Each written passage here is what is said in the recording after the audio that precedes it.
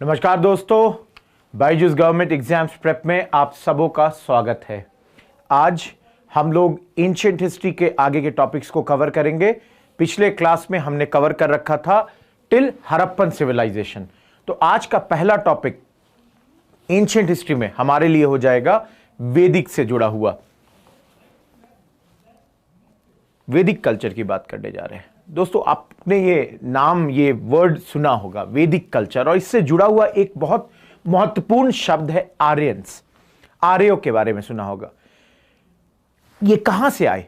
ये जो आर्यंस है, इसको लेकर काफी कंट्रोवर्सी हुई है, कंट्रोवर्सी चलते रहती है कि ये कहां से है। कुछ बोलते हैं भाई ये भारत से ही है, कुछ बोलते हैं ये भाई बाहर से आए, जैसे कुछ लोग बोल रहे हैं नेटिव है, इंडिया के ही है।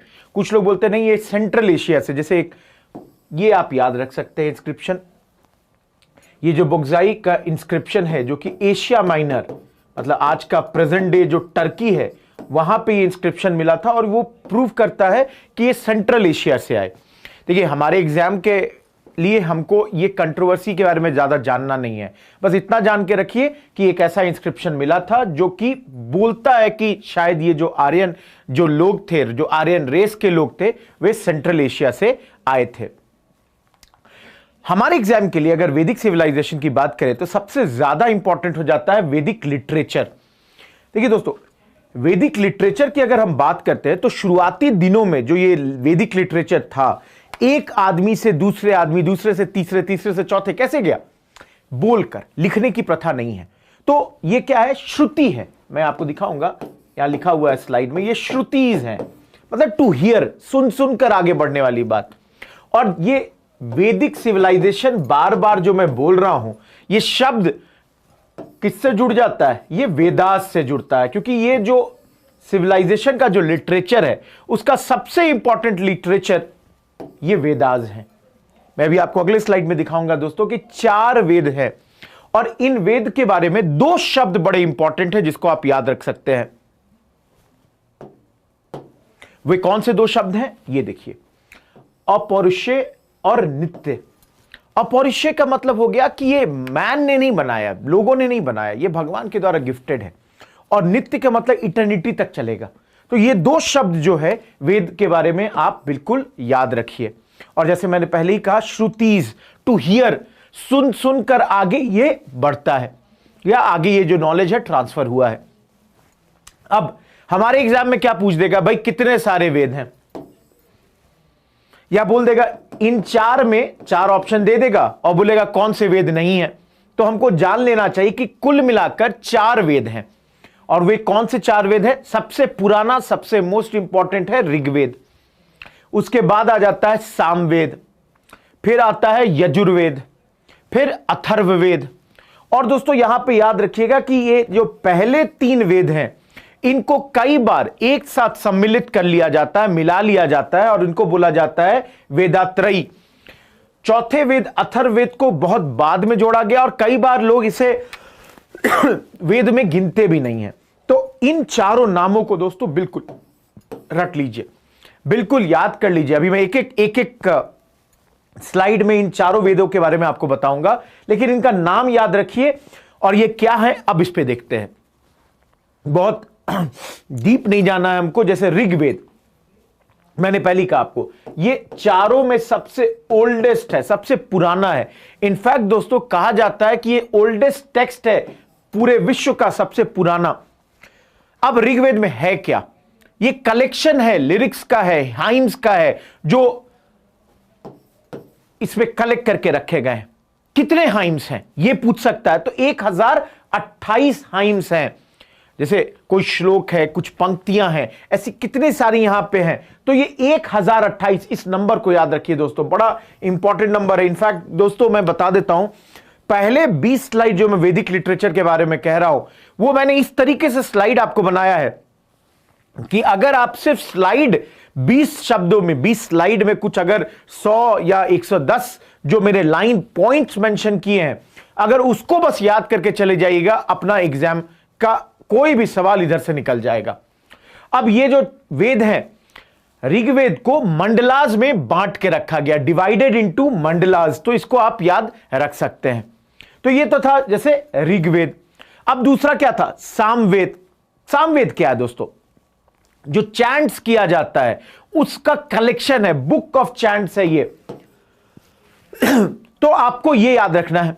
और इसमें जितने भी ये चैंट्स है, 75 चैंट को छोड़कर सारे के सारे ऋग्वेद से लिए गए। तो मोस्टली जो सामवेद है ये ऋग्वेद से ही उठाया गया है, एक्सेप्ट 75 जो वर्सेस हैं वो इसमें नहीं है।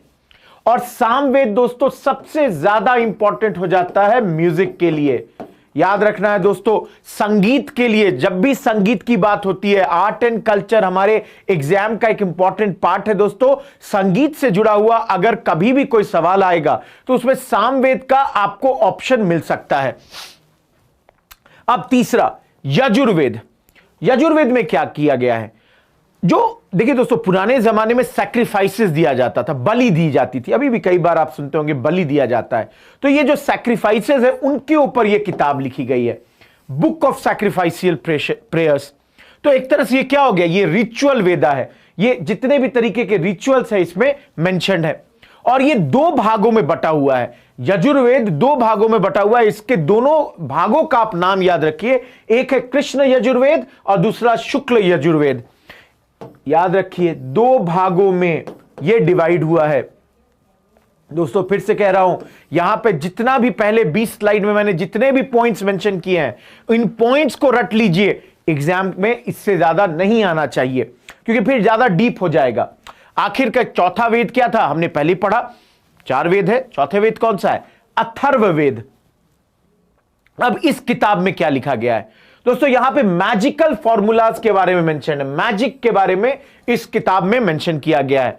Charm, spell, to ward off evils and disease. जैसे होता है ना, कई बार मम्मी लोग कह देती हैं कि किसी की नजर लग गई है मेरे बच्चे को, तो वो जो चार्म है या स्पेल के कारण डिजीज हो गया, तो इनके जो अगर चार्म्स या स्पेल को आप बोलेंगे तो ये जो डिजीज है या जो भी कोई अगर इविल है वो खत्म हो जाएगा। तो ये है अथर्ववेद में। अब देखिए, वैदिक लिटरेचर मेरा टॉपिक था और वैदिक लिटरेचर के पहले टॉपिक में मैंने वेदास की चर्चा की। लेकिन सिर्फ वेद नहीं है इस लिटरेचर में दोस्तों। अभी आप देखिएगा, ब्राह्मणाज आएंगे, अरण्यकाज आएंगे, बहुत सारे डॉक्यूमेंट्स हैं। तो हमको हर चीज के बारे में थोड़ा थोड़ा जानना है। जैसे ब्राह्मणाज, ये क्या है? ये जो वेद में जो भी कुछ लिखा गया है, जो हाइम्स लिखे गए हैं, उनके एक्सप्लेनेशन के लिए ये किताबें लिखी गई। तो ये ब्राह्मणाज क्या कर रहे हैं? हाइम्स जो है वेदास के, उनको एक्सप्लेन कर रहे हैं। जो भी तरीके के सैक्रिफाइसेस है, जो भी रिचुअल्स है, जो भी है, इनको तमाम डिस्कशन किया गया है इन ब्राह्मणाज में। और हर एक वेद का अपना अलग अलग ब्राह्मणाज है। तो ऋग्वेद के अपने ब्राह्मणाज हो सकते हैं, अथर्व के अपने हो सकते हैं, यजुर के, साम के, हर किसी के अपने अपने अलग अलग ब्राह्मणाज हो सकते हैं दोस्तों। अगला क्या है? अरण्यकाज। अब ये शब्द अरण्यकाज कहां से आया दोस्तों? अरण्य वर्ड से आया। अरण्य का मतलब क्या होता है? फॉरेस्ट, जंगल। और अरण्यकाज का मतलब क्या हो जाएगा? The forest text. जो किताबें या जो भी कुछ फॉरेस्ट में रह के लिखी गई, उनको द फॉरेस्ट टेक्स्ट कहा जा रहा है। और ये क्या है? जो सेज, जो हर्मिट्स जो रहते हैं, उनके लिए लिखा गया है। जो स्टूडेंट्स जो जंगल में रहते हैं, उनके लिए ये किताबें लिखी गई थी।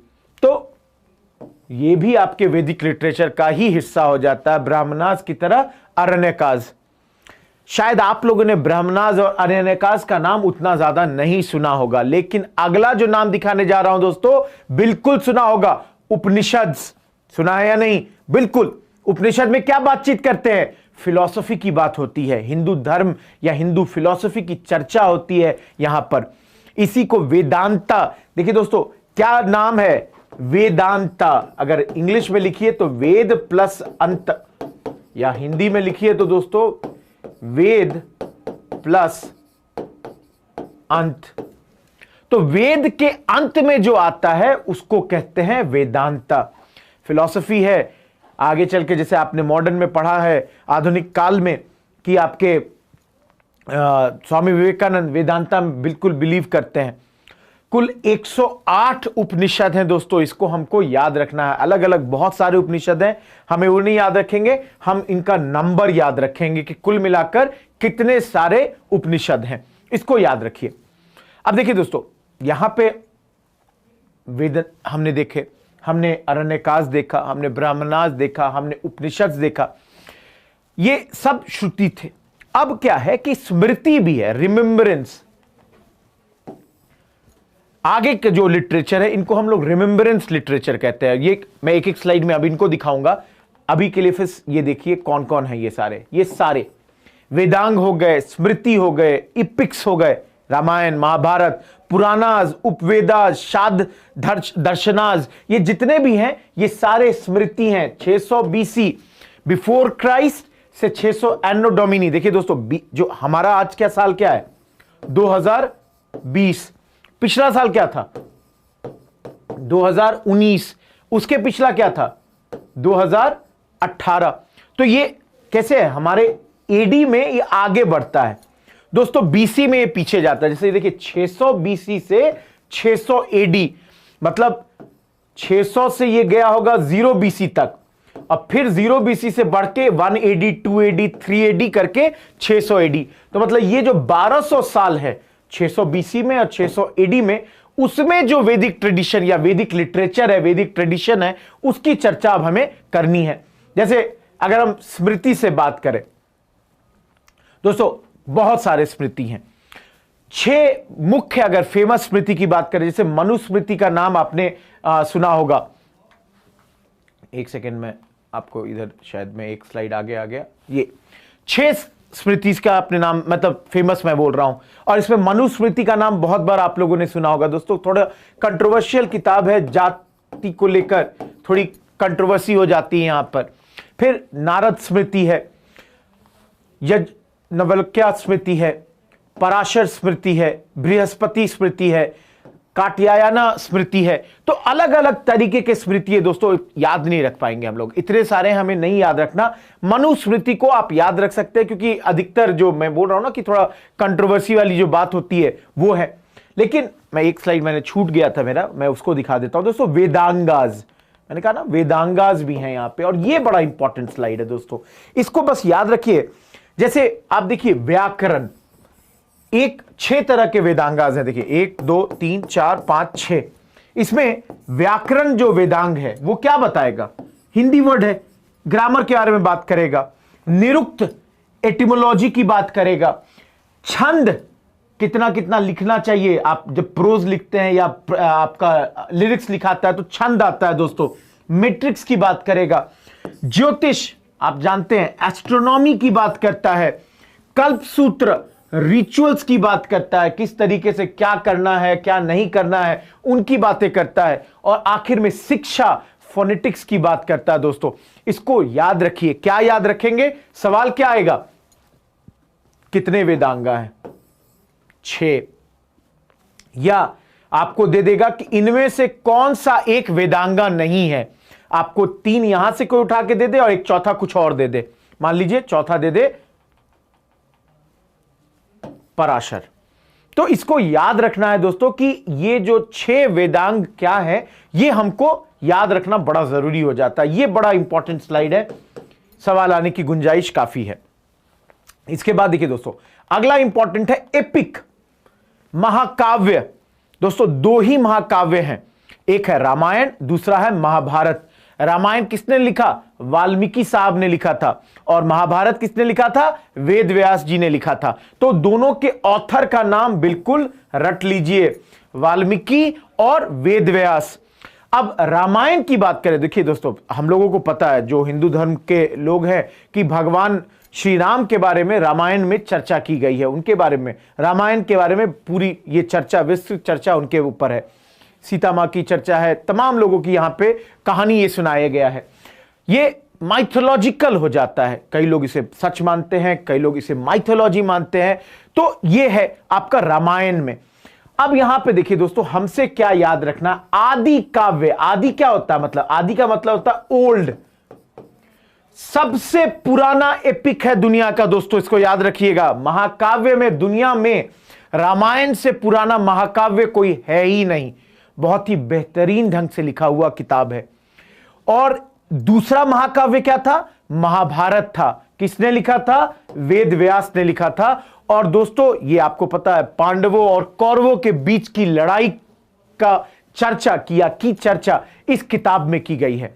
महाभारत दोस्तों याद रखिएगा, यह है सबसे पुराना और सबसे बड़ा महाकाव्य, longest epic of the world Mahabharata है। अगर मेरे से पूछिए दोस्तों, पर्सनली महाभारत मेरा one of the most personal favourite महाकाव्य तो नहीं कहूंगा, क्योंकि दो ही हैं, सबसे वन ऑफ द फेमस या सबसे अच्छा डॉक्यूमेंट्री में से महाभारत है। जिस तरीके से कहानी लिखी गई है, जिस तरीके से ये कौरवों और पांडवों के बीच की लड़ाई और उसमें श्री कृष्ण का आना और उनका उपदेश देना, ये तमाम चीजें जिस तरीके से इसमें बताया गया है, ये अपने आप में एक बिल्कुल ही असाधारण किताब है। इसलिए दोनों ही, रामायण भी पढ़ने में एक, चूंकि रामायण में क्या है कि दोस्तों बड़ा ही एक छल कपट बिल्कुल नहीं है, एक भगवान श्री राम के आदर्शों पे ये लिखा गया, वहीं पे महाभारत पे थोड़ा ज्यादा वो क्या कहते हैं, इंटरेस्टिंग हो जाता है। तो आप लोगों ने शायद महाभारत अभी DD1 पे इतना दिन चला है, रामायण चला है, तो ये सब आपने देखा होगा, इसको याद रखिए दोस्तों। इसके बाद एक और आता है द पुरानाज। अब देखिए, पुराना नाम से ही क्या रेफर हो रहा है? द ओल्ड, जो भी पुराना है वो है, और बहुत सारे हैं, लेकिन इसमें हम लोग 18 फेमस मानते हैं कि भाई 18 फेमस है, ज्यादा याद नहीं रखना इसको, बस याद रखिए। अगला स्लाइड बहुत इंपॉर्टेंट है दोस्तों, उपवेदास, ऑक्सिलरी डॉक्यूमेंट्स है, वेदास के साथ जुड़ के ये भी ऑक्सिलरी वेदास हैं। जैसे आपने सुना है आयुर्वेद, दोस्तों हेल्थ से जुड़ा हुआ है, और ये किससे जुड़ता है? ऋग्वेद से। ऋग्वेद का उपवेद है आयुर्वेद, आपको पता है दोस्तों, पद्धति है ये आज के डेट में आपके जिसको कहते हैं ना हेल्थ सेक्टर में एक बहुत ही ज्यादा बेहतरीन काम कर रही है। दूसरा गंधर्व वेद, सामवेद से जुड़ा हुआ है गंधर्व वेद। तीसरा धनुर्वेद, यजुर्वेद से जुड़ा हुआ है। और चौथा शिल्प वेद, अथर्ववेद से जुड़ा हुआ है। जैसे दोस्तों धनुर्वेद से आप समझ सकते हैं, ये तीर जो आपका बाण जो हम लोग चलाते हैं उसकी शिक्षा से जुड़ा हुआ है। वहीं शिल्प वेद, जैसे जो भी कुछ बनाना है, कंस्ट्रक्शन करना है, तो ये उससे जुड़ा हुआ है। गंधर्व वेद भी है। तो ये तमाम जो उपवेदा हैं, इसको याद रखिए कि आयुर्वेद ऋग्वेद से जुड़ा हुआ है, गंधर्व वेद सामवेद से जुड़ा हुआ है, धनुर्वेद यजुर्वेद से जुड़ा हुआ है, शिल्प वेद अथर्ववेद से जुड़ा हुआ है। क्योंकि ये पूछ सकते हैं इस तरीके से, सवाल कैसे आएगा कि मान लीजिए धनुर्वेद इनमें से किस वेदा का उपवेद है, तो आपको याद रखना ये यजुर्वेद का है। या पूछ दे शिल्प वेद इनमें से किस वेद का उपवेद है, तो इसमें आपको याद रखना है कि ये अथर्ववेद का है। तो दोस्तों ये तमाम बातें थी जिसको हम कहते हैं कि वैदिक लिटरेचर से जुड़ी हुई। अब देखिए थोड़ी सी चर्चा हम लोग वैदिक सिविलाइजेशन, वैदिक कल्चर की करेंगे, जिसमें हम लोग ऋग्वेदिक, क्योंकि वैदिक कल्चर को ऋग्वेदिक और पोस्ट ऋग्वेदिक में हम लोग डिवाइड कर देते हैं, बांट देते हैं। तो यहां पे अगर ऋग्वेदिक जो ज्योग्राफी है उसकी चर्चा करें, देखिए उस दौर में जो लोग थे उनको ज्योग्राफी की, उनको अपने भूगोल के बारे में काफी कुछ जानकारी थी दोस्तों। जैसे कई सारे नदियों का नाम उन्हें पता था, जैसे सरस्वती हो गया, उन्हें माउंटेन्स के बारे में पता था, हिमवंत आप देखेंगे, उन्हें समुद्र की जानकारी थी। तो अगर ज्योग्राफी भूगोल की बात करें उस दौर में, तो इन लोगों को, जिनको मैंने पहले ही कहा कि आर्यंस, ऋग्वेदिक पीपल, मैंने शुरुआत में ही बातचीत की है, ये जो आर्यन है उनको name, location, geography, reverse, mountain, ये तमाम चीजें चूंकि ऋग्वेद में मेंशन्ड है, इसलिए क्लियर हो जाता है कि इनको पता थी कि भाई जैसे नदी सुक्त हाइम है दोस्तों, ये नदी सुक्त जो एक हाइम है उसमें नदियों के बारे में चर्चा की गई है, कई सारे नदियों की चर्चा यहां पे की गई है। अगर चर्चा ये किसी चीज की कर रहे हैं, मतलब इनको उस ज्योग्राफिकल एस्पेक्ट की, चाहे वो नदी हो या माउंटेन हो, पहाड़ हो, उसके बारे में इनको जानकारी थी। जैसे माउंटेन्स में मैंने कहा ना, हिमवंत जो हिमालयाज को इंडिकेट करता है, या मुंजावंत जो कि नॉर्थ में है, ये दोनों, इनके बारे में ये लोगों ने मेंशन ऋग्वेद में किया है। फिर से दिख रहा है कि नदियों के अलावा इन्हें पहाड़ों के बारे में भी जानकारी थी। सिमिलरली मैंने कहा ना, समुद्र शब्द का इन्होंने इस्तेमाल किया है, उपयोग किया है ऋग्वेद में। इसका मतलब है, मैं रब कर दे रहा हूं, समुद्र, ये कनेक्शन, सिंधु नदी, मैंने कहा ना सरस्वती नदी मिस्टिकल रिवर है जो खो गई थी, लेकिन हमारे साइंटिस्ट ने यह डिस्कवर किया कि जी हां, सरस्वती नाम की एक नदी बहती थी। सिमिलरली सिंधु नदी जो कि शायद इंडस की ओर इंडिकेट कर रही है। दोस्तों, इन तमाम नदियों को इंडिकेट किया गया है कि ये ओशियन में, समुद्र में गिर रहे थे। तो ओशियन को फॉरेन ट्रेड के भी से जोड़ के मेंशन किया गया। मतलब जैसे आज अगर मैं मान लीजिए कहीं भी हम लोग देश में रह रहे हैं दोस्तों, तो हमें अपने देश के ज्योग्राफी के बारे में पता है, भूगोल के बारे में पता है कि भाई 3 तरफ से सी से घिरा हुआ है, इधर एक नेबर है, उधर एक नेबर है, ऊपर में एक नेबर है। उसी तरीके से दोस्तों इस दौर में, ऋग्वेद के दौर में, लोगों को, वहां के जो लोगों ने जिन्होंने इसको लिखा है, उन्हें इन नदियों के बारे में, इन पहाड़ों के बारे में, इन समुद्रों के बारे में, इन तमाम चीजों के बारे में जानकारी थी। और अगर इस जानकारी के आधार पर अगर उस दौर के ऋग्वेद की चर्चा हम लोग करते हैं कि ये जो कल्चर है ये कहां बसा हुआ होगा, तो दोस्तों आज के जमाने का अगर यूपी मान लीजिए, जो आप देख सकते हैं present day western UP, Haryana, Punjab, Rajasthan, Gujarat, Pakistan, Afghanistan, इन तमाम क्षेत्रों में ऋग्वेदिक सिविलाइजेशन जो है, कल्चर आपका फैला हुआ होगा। इसको बस इतना याद रखना है दोस्तों, ये जो शब्द मैं रेड में रख रहा हूं ना, उसको याद रखिए कि भाई इनको इसकी जानकारी थी ऋग्वेदों में। जैसे यहां पे एक बैटल की चर्चा की गई है, बैटल ऑफ 10 किंग्स, 10 रजन वार। तो वॉर के बारे में नहीं याद रखिए, इतना याद रखिए कि अगर कल के डेट में एग्जाम में पूछ दे कि भाई ये जो आपका लड़ाई है या ये जो बैटल है ये किस चीज से जुड़ा हुआ है, और ऑप्शन में दे दे Harappa civilisation, Rigvedic civilisation, Mauryan civilisation, Gupta civilisation, तो आप आंसर की ओर सीधे पहुंच जाए। तो इसको आपको याद रखना है। आखिर में दोस्तों, भारतवर्ष हमारे देश का जो नाम है, यह भी उस दौर में पूरे देश के लिए यूज किया जाता है। जो नाम पूरे देश के लिए उस वक्त यूज किया जा रहा है वो है भारतवर्ष।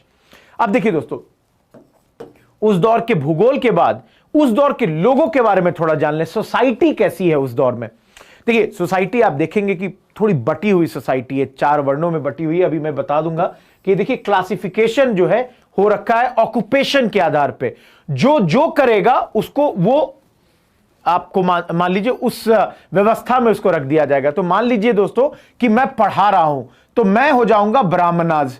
अगर मैं मान लीजिए युद्ध कर रहा हूं, देश के लिए लड़ रहा हूं, तो मैं हो जाऊंगा क्षत्रिय। तो 4 है वर्ण, देख सकते हैं, ब्राह्मणाज कोई भी जो टीचर है या प्रीस्ट है, क्षत्रिय जो भी रूलर है या एडमिनिस्ट्रेटर है, वैश्य कोई भी फार्मर, मर्चेंट, बैंकर, और शूद्र आर्टिसन या लेबरर।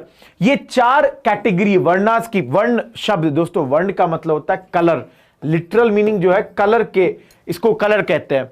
तो अगर आप देखिए कि ये 4 वर्ण में बटे हुए हैं, लेकिन उस दौर में जिस तरह से आगे चल के ये वर्ण व्यवस्था थोड़ी ज्यादा कठोर हो गई, वैसी स्थिति नहीं थी दोस्तों। अगर मान लीजिए उस दौर में अगर किताबों के बारे में देखिएगा तो उसमें लिखते हैं कि भाई मैं ब्राह्मण हूं, मेरे हस्बैंड जैसे मान लीजिए क्षत्रिय हैं, और मेरा बच्चा मान लीजिए वैश्य है। इस तरह का मतलब कहने का सेंस कि जो ऑक्यूपेशन कर रहा है उसको उस कैटेगरी में डाला जा रहा है। आगे चलकर ये हेरिडेटरी हो जाएगा कि अगर मैं ब्राह्मण हूं तो मेरा बच्चा भी ब्राह्मण होगा, या मैं क्षत्रिय हूं तो मेरा बच्चा भी क्षत्रिय होगा, या मैं शूद्र हूं तो मेरा बच्चा भी शूद्र होगा। लेकिन शुरुआती दौर में, शुरुआती काल में अगर बात करें तो वैदिक सिविलाइजेशन में जो डिवीजन है, उस डिवीजन में दोस्तों ये एक क्या कहें, कंपार्टमेंटलाइज नहीं किया गया कि एकदम क्लियर कट, भाई आप ये हो गए तो आप ये हो गए। तो ये देख लीजिए, कंप्लीट फ्रीडम है, मोबिलिटी है, कोई भी प्रोफेशन अडॉप्ट कर सकता है, मूवमेंट हो सकता है इधर उधर। तो ये बहुत इंपॉर्टेंट चीज है। जो ट्रेडर्स हैं, ऑक्यूपेशंस हैं, ये आप देख सकते हैं, ये अभी हेरिडेटरी कैरेक्टर नहीं एज्यूम किया अभी तक, आगे चलकर ये होगा, लेकिन अभी तक ये हेरिडिटरी नहीं बना है दोस्तों। ये तो बहुत ऋग्वेदिक काल की एक बहुत इंपॉर्टेंट फीचर है, इसको याद रखिए कि ऋग्वेद में डिवीजन तो है वर्णास में, लेकिन अभी भी वो जिसको कहेंगे ना एकदम कठोर या एकदम स्ट्रिक्ट डिसिप्लिन कि आप इस वर्णा से उस वर्ण में नहीं जा सकते, ऐसा नहीं है। अब यहां पे देखिए, अगर इस सोसाइटी के सैलिएंट फीचर्स की बात की जाए, देखिए दोस्तों, अगर आज की सोसाइटी की बात करते हैं तो कुछ सैलिएंट फीचर होगा, उसी तरह ऋग्वेद के भी सोसाइटी का जो समाज है उसका कुछ सैलिएंट फीचर्स होगा। जैसे फैमिली आज है तब भी होगी, और फैमिली जो है किसी भी सोसाइटी का सबसे स्मॉलेस्ट यूनिट बन जा रहा है। और अगर आप देखें उस दौर में जो मेनली मोनोगामस एंड पैट्रियार्कल, मोनोगामस का मतलब होता है कि लोग अधिकतर एक ही शादी करते थे, और पैट्रियार्कल मतलब पितृसत्तक होती थी, मतलब फादर आर की, फादर जो आज भी हमारे जो हम कहते हैं ना कि हमारी सोसाइटी पैट्रियार्कल है, फादर के हिसाब से चलती है, तो वो उस वक्त भी थी। जैसे चाइल्ड मैरिज दोस्तों नहीं होती है उस दौर में, बहुत अच्छी बात है। उसी तरह फ्रीडम है मैरिज के चॉइस में, आपको किससे शादी करनी है ये आप खुद से डिसाइड कर सकते हैं। इसके अलावा विडो, अगर हस्बैंड के मरने के बाद हस्बैंड का अगर कोई यंगर ब्रदर है तो उससे शादी कर सकती थी। Similarly wife was a partner of husband in all religious and social ceremonies. देखिए दोस्तों इससे क्या दिख रहा है आपको, इन दोनों लाइनों और आगे 2-3 लाइनों से मैं दिखाऊंगा कि महिलाओं की स्थिति उस दौर में बहुत अच्छी थी। मतलब महिला और पुरुष दो, ये पैट्रियार्कल सोसाइटी है, लेकिन आप देख सकते हैं महिला अपने हस्बैंड के साथ हर किसी सेरेमनी में शामिल हो सकती है।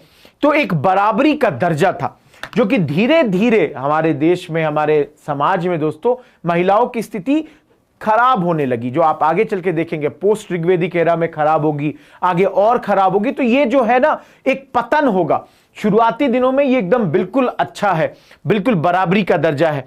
आप देखिए यहीं पे फादर के प्रॉपर्टी को कौन लेता है, सन लेता है, लेकिन अगर सिर्फ डॉटर है, फादर को बेटा नहीं है, तो she can inherit the property of her parents. तो आप क्लियरली देख सकते हैं कि अगर बेटा है तो बेटे को ही सत्ता या संपत्ति का अधिकार होगा, लेकिन अगर उसको बेटी है और कोई बेटा नहीं है, सिर्फ इकलौती बेटी है, तो प्रॉपर्टी बेटी को मिल सकता था।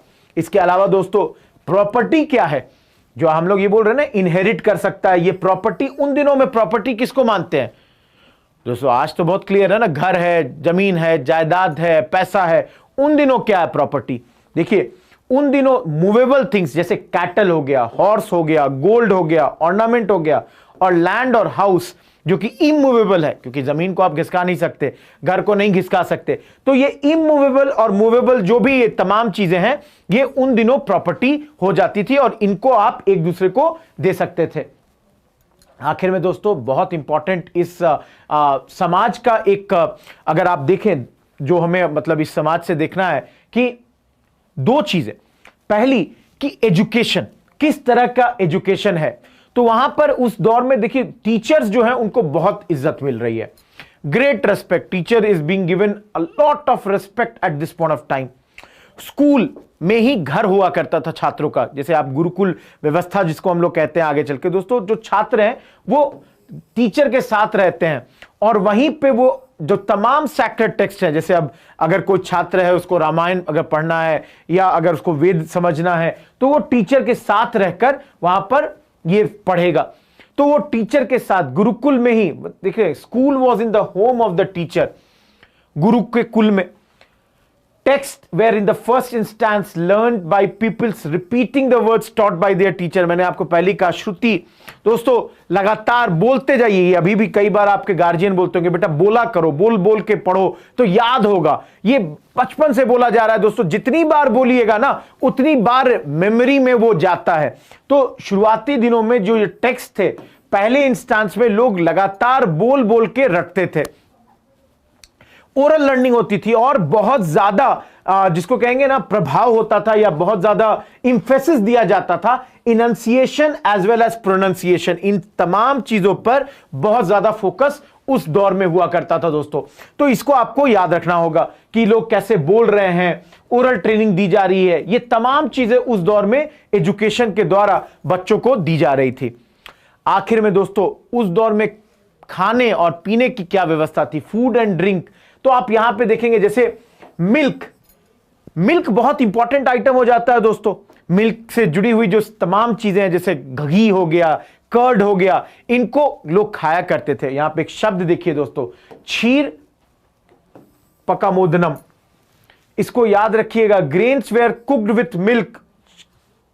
आप आज भी दोस्तों हमारे घर में खीर बनता है। खीर में क्या होता है, दूध में मम्मी लोग चावल और अलग अलग टाइप के वो जो काजू किशमिश जैसे चीजें डाल के खीर जैसे बनाती हैं, तो उस दौर में अगर आप देखिए तो grains were cooked with milk.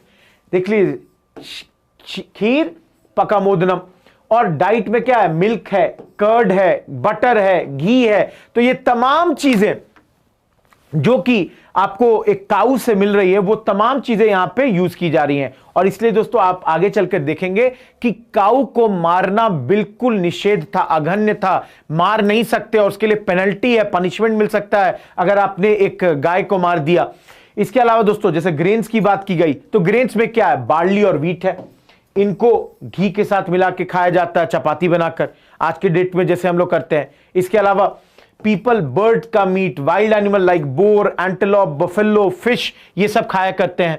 और शिप, गोट, बफेलो, इनको सेरेमोनियल ओकेजन्स पे सैक्रिफाइस भी किया जाता है। जैसे मान लीजिए कोई स्पेशल ओकेजन है, पूर्णिमा है या कुछ है, तो उस ओकेजन पे इनको जो हम लोग बोलते हैं ना बलि देना, और बलि के बाद दोस्तों उसको प्रसाद के तौर पे लोग ग्रहण करते हैं। तो ये उस दौर में भी यहां पे हो रहा है। लेकिन यहां पे बहुत इंपॉर्टेंट हमारे लिए क्या है कि काऊ को मारना बिल्कुल निषेध है, अघन्य है। ये मेंशन्ड है कि नॉट टू बी किल्ड। काऊ के बारे में लिखा हुआ है, अगर आपने गलती से भी इसको मार दिया तो वेदास ने पेनल्टी दे रखी है कि डेथ या एक्सपल्शन फ्रॉम द किंगडम, जिसने भी मार दिया या इवन इंजर कर दिया। तो ये बहुत इंपॉर्टेंट हो जाता है दोस्तों। आप देख सकते हैं कि गाय की जो महत्व है उस समय से ही हमारे समाज में आ रही है।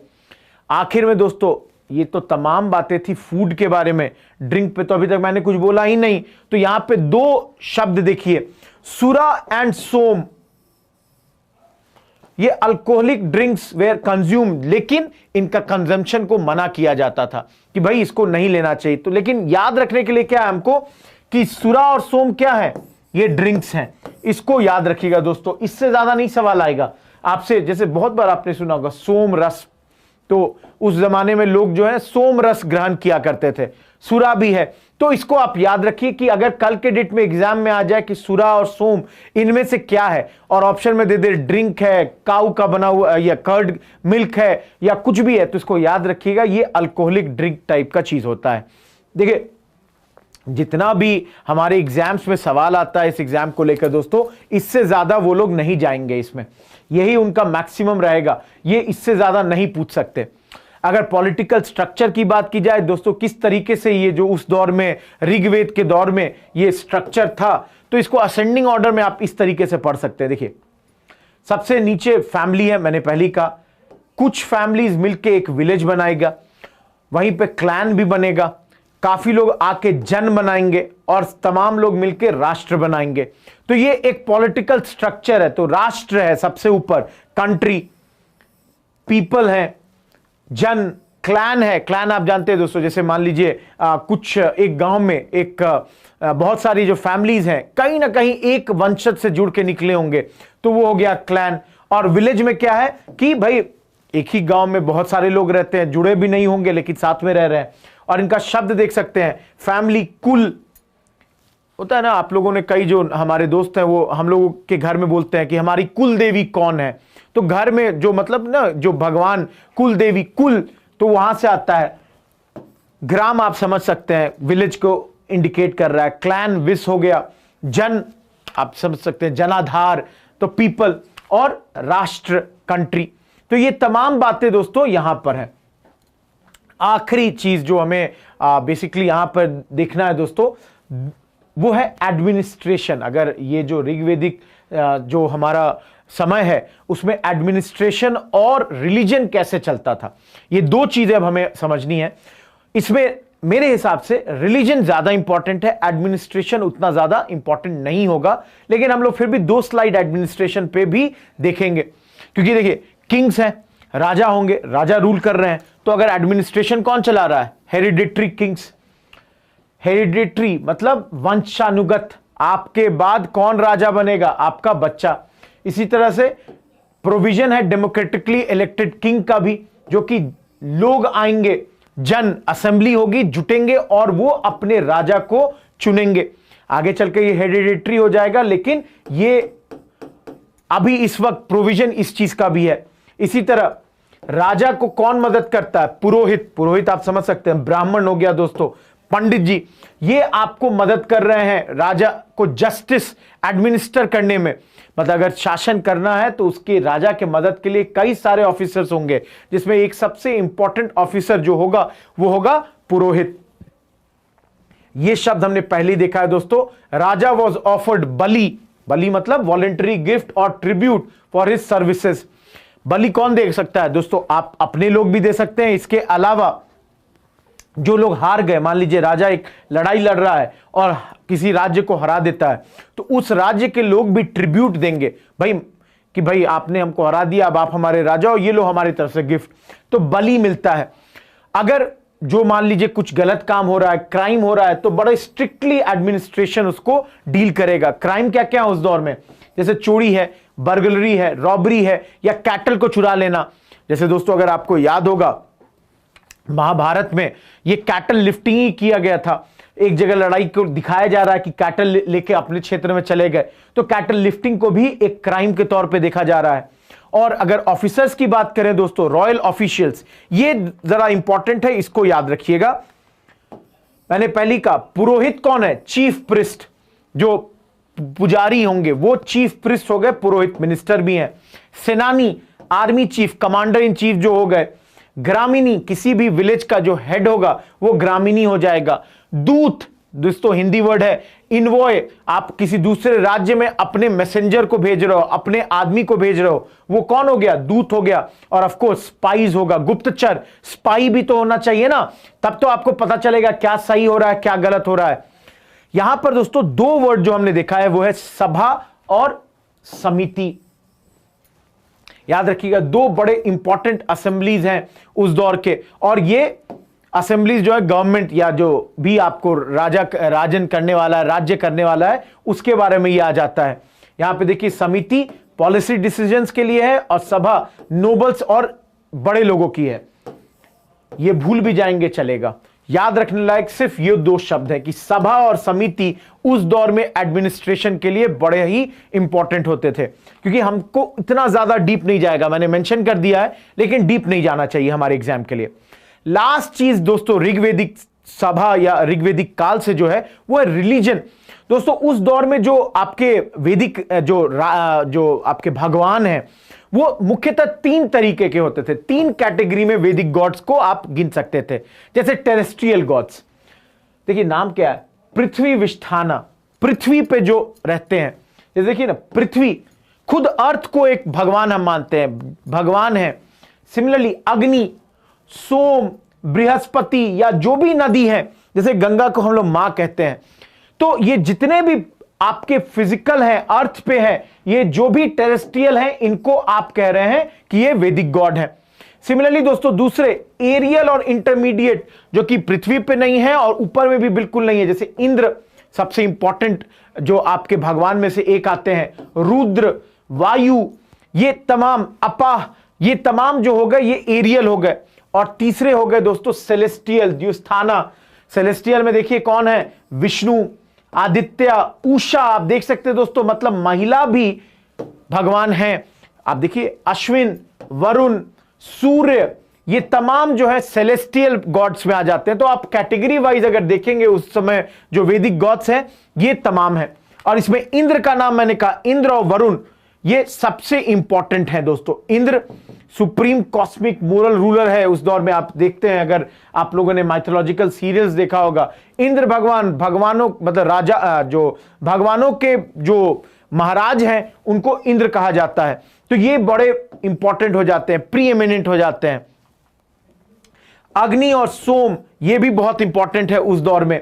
अग्नि को देख सकते हैं, messenger between the earth and heaven, इन दोनों के बीच में मैसेंजर के तौर पे है। और ओनली गॉड जो कि प्रेजेंट अमॉन्ग्स्ट ऑल कैटेगरी, इन तीनों कैटेगरी में अग्नि आ जाते हैं। सेलेस्टियल भी है, टेरेस्ट्रियल भी है, एरियल भी है। आखिर में दोस्तों gods are described as born yet they are immortal. देख लीजिए, कहा जाता है कि भाई उनका जन्म हुआ, भगवान को दिखाया तो जा रहा है कि उनका जन्म हुआ, लेकिन वो इमॉर्टल हैं, मतलब हमेशा के लिए रहेंगे। In appearance they are humans, though sometimes they are conceived as animals also. जैसे आप अगर इसको समझे दोस्तों कि भगवान को जो यहां पर ऋग्वेदिक एरा में क्या माना जा रहा है कि वो ह्यूमन के फॉर्म में ही दिखाया जा रहा है, अगर आप किसी को भी भगवान को देखें, लेकिन कभी कभी किसी भगवान को ह्यूमन के फॉर्म में भी कंसीव किया जाता है। और आखिरी चीज जो याद रखने की, इन सैक्रिफाइस जो भगवान को जो चढ़ावा दिया जाता है, चढ़ावा में क्या है, मिल्क है, ग्रेन है, फ्लैश है, ये तमाम चीजें ये भगवान को चढ़ाई जाती हैं और उम्मीद की जाती है कि ये भगवान का खाना बनेगा, ये फूड बन जाएगा। तो दोस्तों ये तमाम बातें थी वैदिक समाज से जुड़ी हुई। अब देखिए वैदिक समाज का क्या है कि ये खत्म हो जाता है एक पीरियड, और उसके बाद लेटर वैदिक, जहां तक ऋग्वेदिक है वो वैदिक समाज है, और उसके बाद आ जाता है लेटर वैदिक जो कि 1000 से 600 BC तक में चलता है। देखिए कई किताबों में ये नंबर वेरी करेगा, ये जो ईयर्स है ना अलग अलग किताबों में थोड़ा बहुत वेरी करेगा, इसके लिए उतना टेंशन नहीं लेना है, ये पूछने भी नहीं जा रहा है कि भाई ये कब है, या अगर पूछेंगे तो बहुत डिफरेंस दे दे के पूछेंगे कि एकदम क्लियर हो जाएगा कि भाई यही हो सकता है। लेटर वैदिक में क्या है कि ये लोग जो हमने पहले देखा ना ज्योग्राफी में वेस्टर्न यूपी तक सीमित थे, अब ये ईस्टर्न यूपी बिहार की ओर भी मूव करेंगे। देखिए अब ये जो आर्यंस हैं ये ईस्टवर्ड मूव करने लगे हैं, आपका ईस्टर्न यूपी जो कोसल है और बिहार है, इन तमाम क्षेत्रों में ये मूव कर रहे हैं। अगर पॉलिटिकल स्ट्रक्चर की बात की जाए तो दोस्तों मैं आगे चल के ये महाजनपदास आपको बताऊंगा, थोड़ी देर में बस 16 महाजनपदास की चर्चा करूंगा, और ये स्मॉलर किंगडम्स को मिलाकर ये महाजनपदास बने 16। बाद में ये 16 4 में आ गए, और बाद में ये 4 1 में आ गया, जिसको हम कहेंगे मगध। और यही हमारा आगे का जो है पैटर्न होगा कि हम अगले चैप्टर में पढ़ेंगे महाजनपदास के बारे में, और महाजनपदास के बारे में पढ़ने के बाद हम बढ़ेंगे, आगे बढ़ेंगे तो हम पढ़ेंगे अबाउट मगध किंगडम।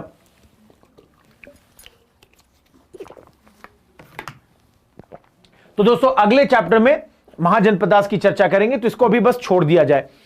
किंग का पावर, जो आपके राजा है उसका पावर बढ़ गया है दोस्तों, इंक्रीज कर गया है, कई तरह के सैक्रिफाइस कर रहा है किंग अपने पोजीशन को इनहैंस करने के लिए। इसमें कहीं आपने सुना होगा जैसे अश्वमेध यज्ञ, यज्ञ में क्या हो रहा है कि घोड़े को छोड़ दिया गया है, घोड़ा जहां जहां जिस जिस टेरिटरी जाएगा वो तमाम एरिया इस किंग के अंतर्गत आते जाएगा। अगर कोई इस घोड़ा को पकड़ लेगा तो किंग को उस व्यक्ति से लड़ना होगा, अगर उसको हरा दिया तो भाई ठीक है।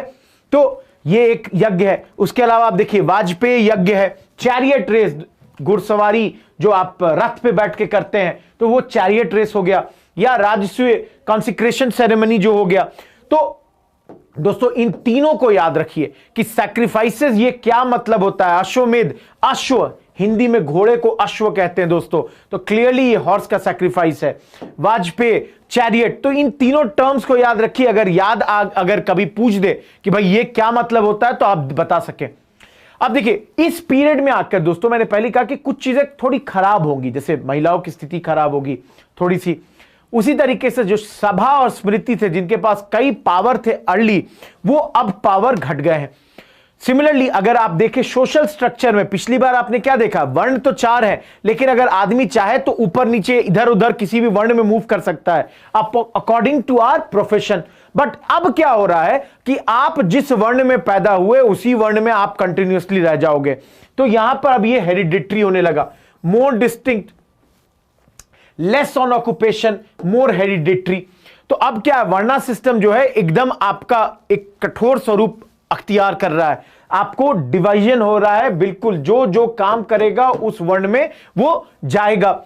4 डिवीजन क्या है दोस्तों, सोशल रैंकिंग के आधार पर ब्राह्मण प्रिस्ट हो गए, क्षत्रिय रूलर हो गए, वैश्य ट्रेडर हो गए, Shudra server of the upper 3 class. तो यहां पे आप देख सकते हैं server of the upper 3 classes, दोस्तों ये इंडिकेट ये कर रहा है कि जो शूद्र के तौर पे जिन लोगों को देखा जा रहा है उनकी स्थिति खराब हो रही है, उन पे ये डाला जा रहा है कि बाकी तीनों जो कैटेगरी के लोग हैं उनको वो सर्व करे। तो ये बिल्कुल स्थिति उनकी खराब हो रही है। इसी तरीके से दोस्तों विमेन की स्थिति भी खराब हो रही है। पहले आपने देखा है कि वो हर तरह के रिचुअल्स में अपने हस्बैंड के साथ बैठ सकती थी, लेकिन अब वुमेन को जो पब्लिक असेंबली है सभा समिति उनमें बैठने की इजाजत नहीं दी जा रही है। मतलब उनका जो पोजीशन है सोसाइटी में डिग्रेड कर रहा है, डिमिनिश कर रहा है, घट रहा है। और लास्ट में दोस्तों सब कास्ट भी ऑक्यूपेशन के आधार पे आ रहे हैं, गोत्रास भी आ रहे हैं। गोत्र दोस्तों कई बार आपने ये सुना होगा कि भाई आप किस गोत्र से बिलोंग करते हो, तो कोई बोलेंगे भाई हम भारद्वाज गोत्र के हैं, हम चंद्रायन गोत्र के हैं। तो गोत्र भी जो है इंस्टीट्यूशनलाइज हो रहा है, इंस्टीट्यूशन के तौर पर यह उभर रहा है। इसको याद रखिए दोस्तों कि लेटर ऋग्वेदिक पीरियड में हमारे यहां जो एक कहेंगे ना सामाजिक आधार पे थोड़ा डिग्रेडेशन होने लगा। विमेन का पोजीशन थोड़ा नीचे जा रहा है, राजा हेरिडेटरी हो रहे हैं, जो कास्ट सिस्टम है वो एकदम बिल्कुल कठोर होते जा रहा है। तो ये सब कुछ कुछ चीजें यहां पे आ गई थी। आखिर में लास्ट में दोस्तों सिर्फ एक दो जो पॉइंट हमारा यहां पे बच गया, सिर्फ 2 स्लाइड और है। वो है, एक है इकोनॉमी पे देख लिया जाए, एक है रिलीजन पे देख लिया जाए।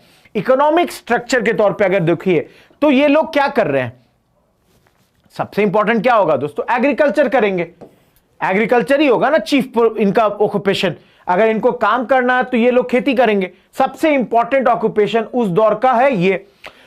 लेकिन कुछ इंडस्ट्रियल वर्क भी होगा, जैसे पॉटरी बनाना, मेटल वर्क हो गया, कारपेंट्री हो गया, ये कुछ आपके इंडस्ट्रियल वर्क है। और उस दौर में व्यापार की अगर चर्चा की जाए तो बाहरी लोगों के साथ फॉरेन ट्रेड, बेबीलोन, सुमात्रा, इन तमाम क्षेत्रों के साथ भी उस दौर में इनके फॉरेन ट्रेड हुआ करते थे। आखिरी स्लाइड दोस्तों इस चैप्टर का वो है रिलीजन पे। अब जो है नए जो भगवान है वो है प्रजापति, क्रिएटर, विष्णु, प्रिजर्वर, ये बड़े इंपॉर्टेंट गॉड हो गए हैं। तो ये नए या यूं कहें जो स्ट्रक्चर है भगवानों का, उनमें इन लोगों ने बहुत इंपॉर्टेंट पोजीशन ले ली है। पहले कौन इंपॉर्टेंट थे, इंद्र थे। अब उनकी पोजीशन क्या है, डाउन हो गई है थोड़ी। अग्नि की भी पोजीशन डाउन हो गई है। इन लोगों ने अपना सिग्निफिकेंस लेटर वैदिक फेज में लूज कर दिया है। सिमिलरली दोस्तों importance of prayers diminished, rituals and sacrifices became more elaborate. Prayer जो है वो थोड़े से उसके इंपॉर्टेंस घट रहे हैं, लेकिन जो रिचुअल्स है, सैक्रिफाइसेस है, वो बड़े इंपॉर्टेंट होते जा रहे हैं।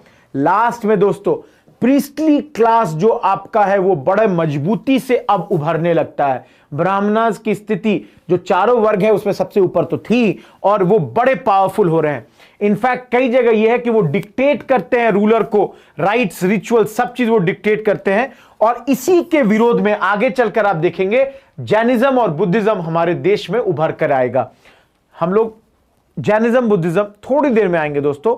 उससे पहले जैसे मैंने पहले ही कहा ना, एक छोटा सा टॉपिक है, 5 स्लाइड का ही है, वो है महाजनपदास। इस मैप को देख सकते हैं दोस्तों, 16 महाजनपदास की मैंने चर्चा की है। अगर आप देखें तो 2 कंबोज और गांधार बिल्कुल आज का जो आपका ये मैं यूं कहूं कि अफगानिस्तान का एरिया है, पाकिस्तान का एरिया उधर है। उसी तरीके सबसे साउथ में कौन है, असाका। आप देखिए बिहार के क्षेत्र में मगध, अंग, वृज्जी। अगर आप यूपी की तरफ जाएं तो काशी, मल्ला, कोसल। थोड़ा अगर मध्य प्रदेश की ओर जाएं तो अवंती, चेतिया। तो दोस्तों ये 16 महाजनपदास हैं। इन 16 महाजनपदास के बारे में मैं आपको कुछ कुछ जानकारी देता हूं, और बस उससे ज्यादा नहीं आएगा आपके एग्जाम में।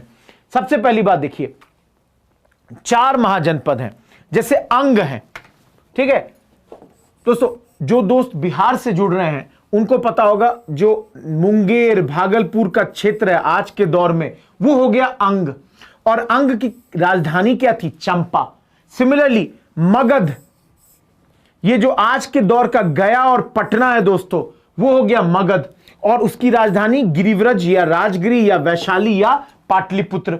सिमिलरली काशी, राजधानी क्या है, काशी है, और आज के दौर का ये हो गया बनारस। वत्स, राजधानी क्या है, कौशंबी, और आज के दौर का क्या हो गया, इलाहाबाद। देखिए दोस्तों ये 4 स्लाइड, किंगडम एंड कैपिटल, 16 महाजनपद हैं, इनको आपको रटना होगा। ये आपसे अगर कभी पूछ दे भाई अंग जो महाजनपद था उसकी राजधानी क्या थी, तो चंपा थी, या मगध उसकी राजधानी क्या थी, तो ये आप बता सकते हैं। अलग अलग समय पर राजधानी मूव किया होगा, लेकिन यही सब था। अगला चार देखिए दोस्तों, कोसल राजधानी क्या है? श्रावस्ती। किधर है? ईस्टर्न उत्तर प्रदेश। जैसे आप बुद्धिज्म एंड ऑल में कोसल उसल का नाम आता है दोस्तों। सौरसेना कहां है? मथुरा आज के दौर का, वेस्टर्न उत्तर प्रदेश। पांचाल कैपिटल क्या है? कांपिल्य और या अक्षछत्र, और किधर है? वेस्टर्न उत्तर प्रदेश। सिमिलरली कुरु कैपिटल क्या है? इंद्रप्रस्थ, कहां है? मेरठ और आज के दौर का साउथ ईस्टर्न हरियाणा। सिमिलरली दोस्तों छेदी कैपिटल क्या है? सोथिवती, आज के दौर का बुंदेलखंड का जो इलाका हो गया, यूपी और एमपी का। सिमिलरली अवंती कैपिटल उज्जैनी या महेशमती, और ये आज के दौर का मालवा और मध्य प्रदेश का हिस्सा हो जाता है। गांधार और कंबोज मैंने दिखाया दोस्तों, ये भारत के बाहर चले जाते हैं। गांधार का कैपिटल तक्षशिला, बहुत इंपॉर्टेंट हमारा एंशिएंट टाउन हुआ करता था। ये आज के दौर के रावलपिंडी जो पाकिस्तान का इलाका है और थोड़ा अफगानिस्तान का जो उधर का एरिया है उधर हो गया। और कंबोज पुंछ का हिस्सा हो गया, पुंछ जो कि हमारे भारत का हिस्सा है, जम्मू कश्मीर राज्य में है। और रजौड़ी और हाजरा इन सब इलाकों में, तो ये पाकिस्तान में भी चला जाता है, भारत में जम्मू कश्मीर के हिस्सों में भी आ जाता है। इन तमाम क्षेत्रों में ये आपका आ जाता है ये एरिया। तो इसको आपको देखो, हमसे मैक्सिमम जो पूछेगा वो है कि भाई कितने महाजनपद थे, तो इसको याद रखिए कि भाई 16 महाजनपद थे, इसको आपको याद रखना है। इन 16 महाजनपदा में फिर से एक बार मैप पे ही दिखा दे रहा हूं दोस्तों। अगर मैप अगर देख लीजिए, सबसे साउथ वाला कौन सा है, और अगर कभी पूछ दे नॉर्थ में क्या है। इसके अलावा आप देख सकते हैं कि इनकी राजधानी आपसे पूछ सकते हैं। ये नहीं पूछेगा कि आज के दौर में ये कहां पर है या क्या है, लेकिन इसको आपको इतना आप याद रखिए। अब देखिए दोस्तों, मैंने पहले कहा ना कि 16 महाजनपद आगे चलकर क्या होंगे, ये 4 में मिल जाएंगे और बाद में वो 4 एक में आ जाएगा, वो है मगध। तो ये मैं बताने जा रहा हूं, इसलिए बता रहा हूं क्योंकि आगे हमको पढ़ना है मगध डायनेस्टी। मगध में हम लोग अगले स्लाइड में आ जाएंगे हरियाणा डायनेस्टी में। तो अभी के लिए ये स्लाइड हमारे लिए इंपॉर्टेंट नहीं है, बस ये समझो कि प्रोसेस है। 16 थे, उन 16 में से 4 उभर कर निकलते हैं, स्ट्रॉन्ग बन के आते हैं। तो उन चारों ने क्या किया, 16 को मिलाकर 4 में आ गए। कौन से वो 4 हैं देखिए, मगध, अवंती, कोसल और वत्स। और इनके रूलर देखिए, जैसे आगे बिंबिसार का नाम आएगा, अजात शत्रु का नाम आएगा। अवंती, कोसल और वत्स के बारे में नहीं पढ़ेंगे, लेकिन ये 4 इंपॉर्टेंट पावरफुल किंगडम के तौर पे ये उभर के आते हैं। और आगे चल के ये चारों किंगडम भी जो है एक में आ जाएंगे, वो है मगध।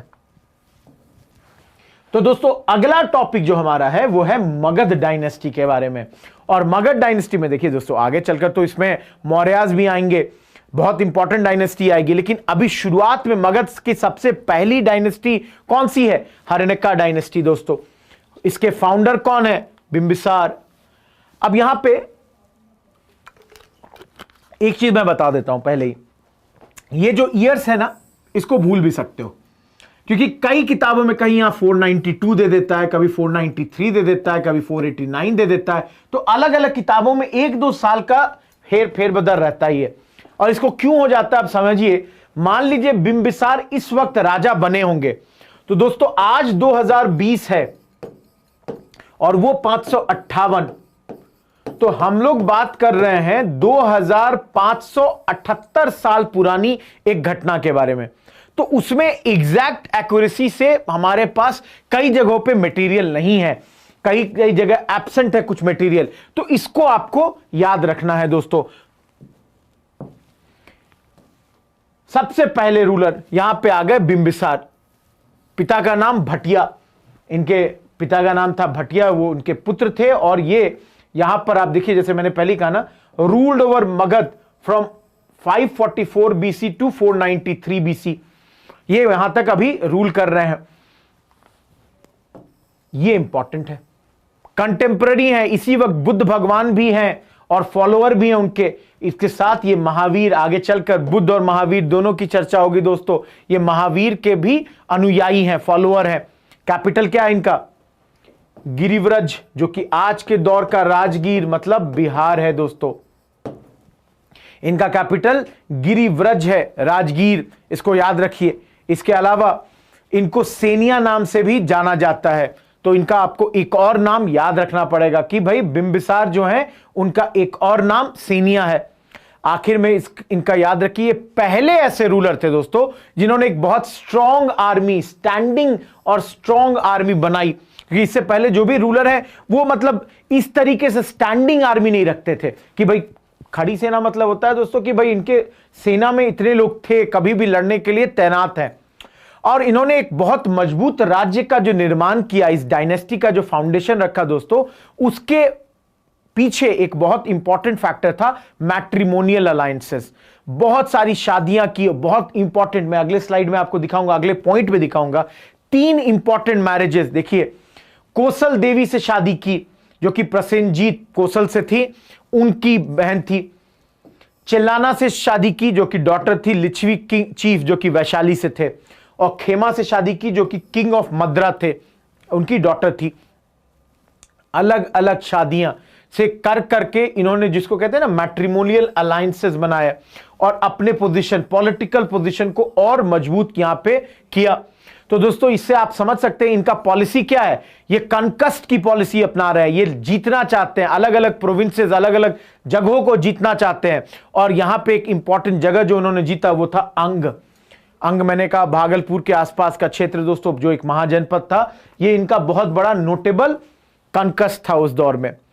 अब बिंबिसार को रिप्लेस करते हैं उनके पुत्र अजात शत्रु, जो कि बिंबिसार और चिल्लाना इनके पुत्र हैं, अजात शत्रु।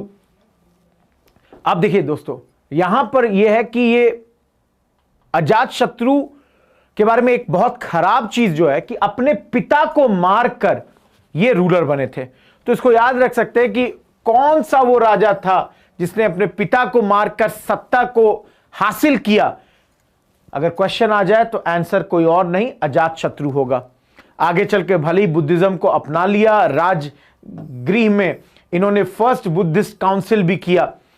इसको हम लोग अलग से पढ़ेंगे दोस्तों, जब हम लोग बुद्धिज्म पढ़ रहे हैं इस टॉपिक के बाद, तब मैं आपको चारों बुद्धिस्ट काउंसिल्स के बारे में एक साथ बता दूंगा। फिलहाल मैंने सिर्फ मेंशन यहां कर दिया है कि इन्होंने पहला बुद्धिस्ट काउंसिल भी किया था ऑर्गेनाइज, जो कि राजगृह में हुआ था just after the death of Buddha around this period. आखिर में दोस्तों उस दौर में विजय इन्होंने भी कोसल और वैशाली पे लड़ाई लड़के उन पे जीत हासिल की थी। अब अजात शत्रु के पुत्र जो हैं वो हैं उदयन। अब उदयन के बारे में अगर बोलूं दोस्तों तो पहले तो मैंने बोल दिया कि ये पुत्र किसके हैं। राजधानी इन्होंने भी बदली है, राजधानी इन्होंने कहां बना दी, पाटलिपुत्र, मॉडर्न डे पटना को। मेजर रूलर हैं इस डायनेस्टी के, लास्ट मेजर रूलर जिसको कहेंगे। और इसके बाद 3 छोटे मोटे रूलर्स आए जैसे अनिरुद्ध, मंद और नागदस्क। लेकिन इन तीनों को मतलब उतना ज्यादा इनका, अगर मैं यूं कहूं तो बहुत ज्यादा दिन इनका चला नहीं रूल। और आखिरी राजा को हटाकर नया राजा जो बनेगा वो है शिशुनाग। अब इस आदमी का अगर बता दूं दोस्तों कि ये क्या है कि इसने यहां पे वाइसरॉय था काशी का और बाद में ये मगध का राजा बन गया। कहा जाता है कि पिछले राजा को वहां के लोगों ने भी बहुत ज्यादा समर्थन नहीं दिया था और खुद हटा दिया था, और इस व्यक्ति को बोला गया कि भाई आप यहां के राजा बनिए।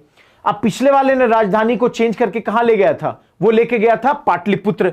ये राजधानी को कहां ले जा रहा है, गिरिव्रज। कहां है ये गिरिव्रज दोस्तों, हमने पहले ही पढ़ा है, राजगीर, मॉडर्न डे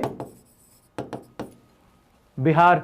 ये वहां पर अब राजधानी को ले जा रहा है। ये भी कैप्चरिंग कर रहा है अलग अलग एरियाज को। जैसे उस दौर में ये अवंती को कैप्चर करेगा।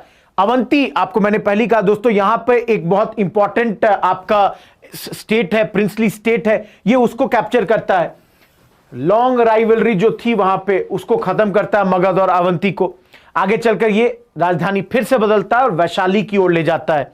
देखिए मैंने जितना आपके एग्जाम्स के बारे में देखा है सवाल दोस्तों, इस एरिया से कम आया है। 1 ही 2 सवाल इधर उधर कभी कभार आया है, लेकिन उस 1-2 सवाल की खासियत यह है कि बड़ा आसान सवाल आता है। अगर याद रह जाए, देखिए इस स्लाइड से ज्यादा मेरे हिसाब से आपको जाने की जरूरत नहीं होगी। और सबसे इंपॉर्टेंट चैप्टर में अब हम लोग इंटर करेंगे, हम लोग जब बुद्धिज्म, जैनिज्म और मौर्यास के बारे में पढ़ेंगे तो आप देखिएगा कि वो बड़े इंपॉर्टेंट चैप्टर्स हैं। लेकिन फिलहाल आपको यह भी इसलिए जान लेना चाहिए कि कभी अगर मान लीजिए एक सवाल आ जाए, और बड़ा आसान सवाल था, जैसे जैसे हमने पढ़ा ना अजात शत्रु के बारे में कि भाई कौन सा राजा था जो अपने पिता को मार कर या पिता की हत्या करके राजा बन गया, और कल के डेट में मान लीजिए वो आपको नहीं पता होता तो बड़ा इजी सवाल छूट जाएगा। तो इसलिए इस एरिया में 4-5 स्लाइड है, उसको देख लीजिए, उसको याद रखिए, इससे ज्यादा नहीं आना चाहिए। अब शिशुनाग के बाद कौन है? काल अशोक, पुत्र शिशुनाग का। अब ये नया राजा बना और ये भी कैपिटल शिफ्ट करता है, फिर से पाटलिपुत्र ला रहा है। सेकंड बुद्धिस्ट काउंसिल करता है दोस्तों, इसको मैंने पहले कहा कि इसको आगे हम लोग पढ़ेंगे।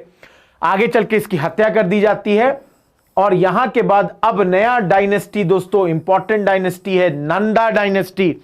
ये बहुत इंपॉर्टेंट है क्योंकि 2-3 जगह नंदा डायनेस्टी का नाम आता है। आप देखेंगे जब हम लोग चंद्रगुप्त मौर्य की बात करेंगे तो उन्होंने किस डायनेस्टी को उखाड़ फेंका? नंदा डायनेस्टी। अगर हम अलेक्जेंडर की बात करते हैं, जब वो भारत पे हमला करता है तो उस वक्त भारत पे किस डायनेस्टी का शासन था? नंदा डायनेस्टी। तो दोस्तों ये बड़ा इंपॉर्टेंट डायनेस्टी है, और इसके एक रूलर हैं जिनका नाम है महापद्म नंदा। बड़े बड़े बहुत इंपॉर्टेंट है, इसको याद रखिए। पहला नॉन क्षत्रिय डायनेस्टी है ये महापद्म नंदा, जो है वो काल अशोक को हटाकर यहां पर अब अपना शासन शुरू कर देता है। जैसे मैंने पहले कहा दोस्तों, ये पहला इंपायर बिल्डर है भारत का, फर्स्ट इंपायर बिल्डर। बहुत इंपॉर्टेंट डायनेस्टी ये भारत में यहां पर भी शुरू कर रहा है, बहुत बड़ी डायनेस्टी शुरू कर रहा है। काल अशोक को हटाकर, मर्डर कर कर इसने यहां पर अपने आप को सत्ता पे ये ले आता है। ये राजा बन रहा है पिछले राजा को मारकर। 2 वर्ड इसके बारे में बिल्कुल याद रखिए दोस्तों, सर्व क्षत्रिय नट का मतलब destroyer of all the Kshatriyas. सर्व मतलब ऑल, और ये देखिए क्षत्रिय अंत का मतलब सारे क्षत्रियों का अंत करने वाला कौन है? महापद्म नंदा। तो destroyer of all the Kshatriyas, एक रथ, एकमात्र, वन रूलर ये है। तो ये टाइटल्स इसको मिले हैं दोनों दोस्तों, दोनों ही टाइटल को रट लीजिए। दोनों ही टाइटल किसके लिए है? महापद्म नंदा के लिए। ये हमको कभी भी आ जाए तो इसको याद रखना है। अगला दोनों पॉइंट उतना ज्यादा इंपॉर्टेंट नहीं है दोस्तों, कहां से कहां तक इसका डायनेस्टी है ये बस इसलिए मैं दिखाना चाहता हूं। देखिए, Kuru country in the north to the Godavari valley in the south and from Magadha in the east to Narmada on the west. मान लीजिए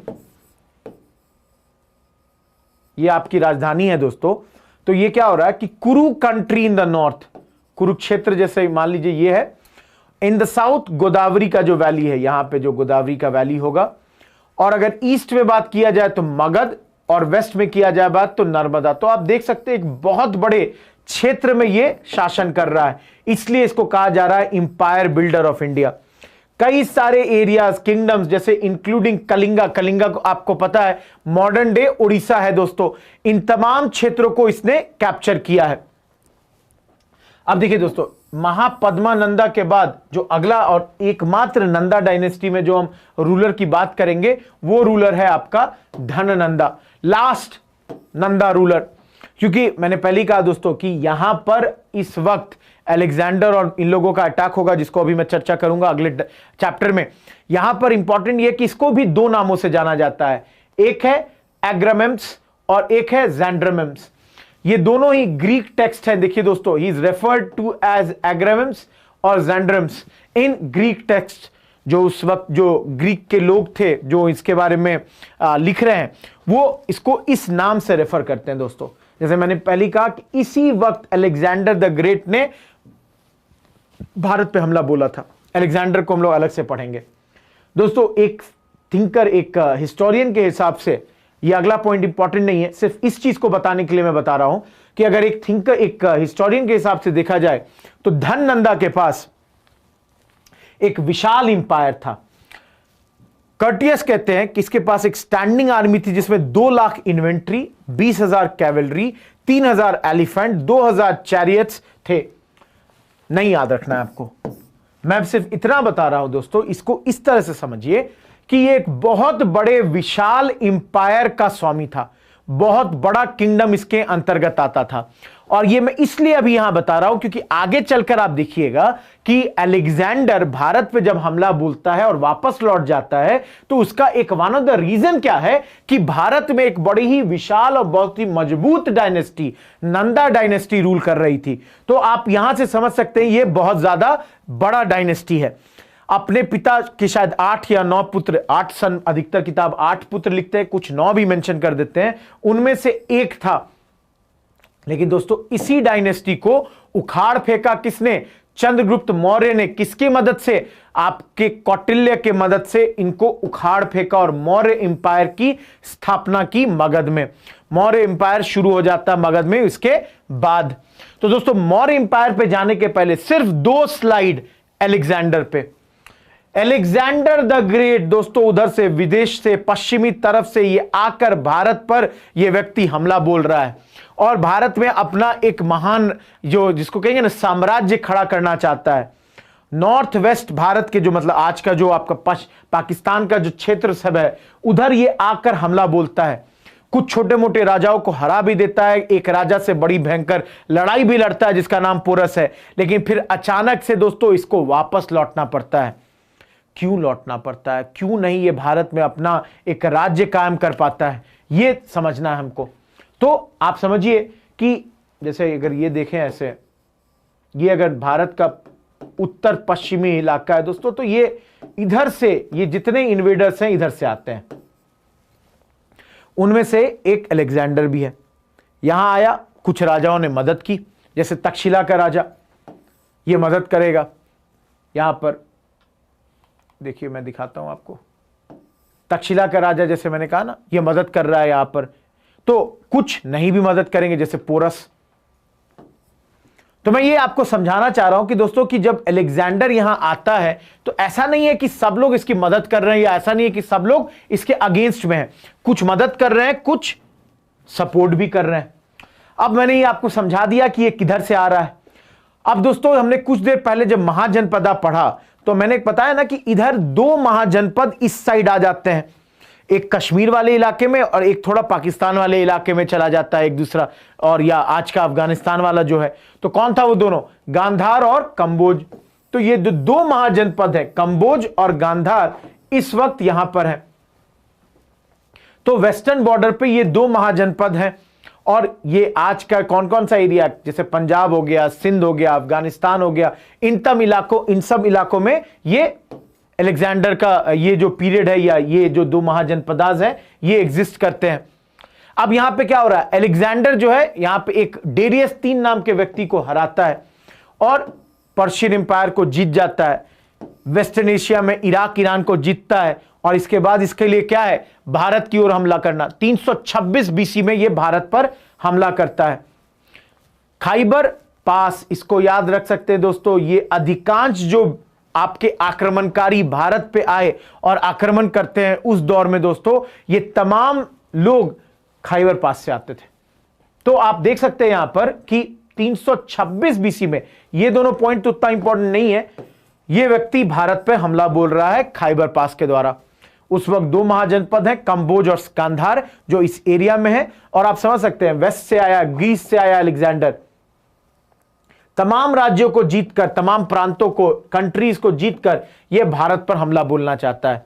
जैसे मैंने पहले ही कहा दोस्तों सब लोग इसकी मदद नहीं करेंगे, कुछ मदद करेंगे, कुछ अपोजिशन करेंगे।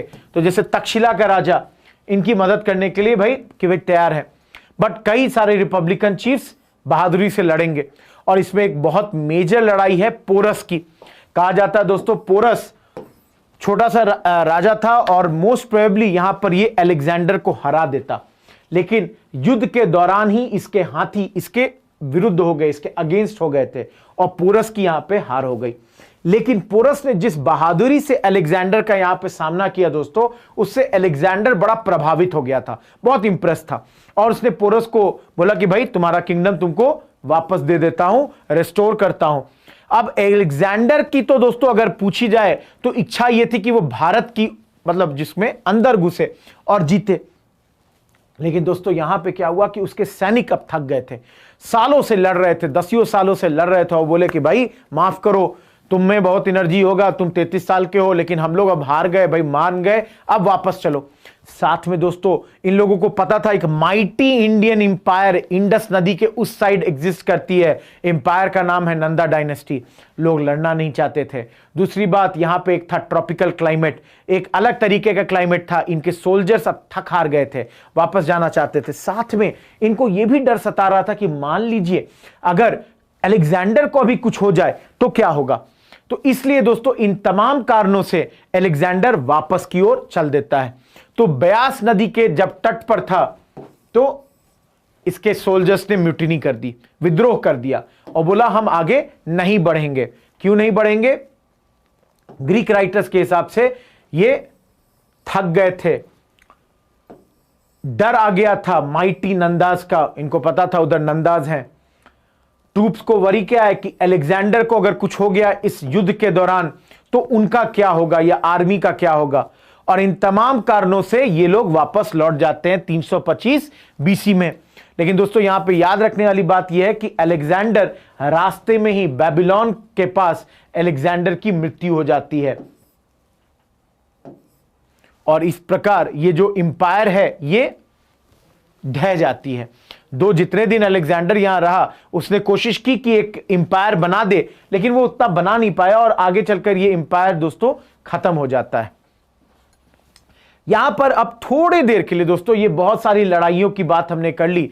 अब हम लोग कुछ देर के लिए दो बड़े इंपॉर्टेंट जिसको कहेंगे ना रिलीजन्स की बात कर लेते हैं, जैनिज्म और बुद्धिज्म, और वापस फिर हम मगध एम्पायर पे आएंगे। मतलब बेसिकली अब जैनिज्म बुद्धिज्म एक दो रिलीजन की बात की जाए और उसके बाद हम लोग बातचीत करेंगे आपके मगध एम्पायर की।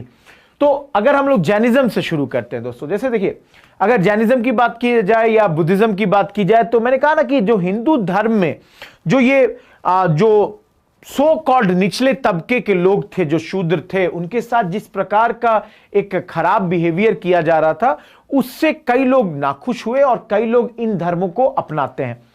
बड़ा पुराना रिलीजन है, एंशिएंट रिलीजन है, एज ओल्ड एज अगर वैदिक रिलीजन की बात की जाए तो उतना पुराना है। यहां पे दोस्तों जैनिज्म और बुद्धिज्म को बड़े अच्छे से कर लेना है। बहुत सारे सवाल आते हैं, बहुत सारे क्वेश्चंस आते हैं।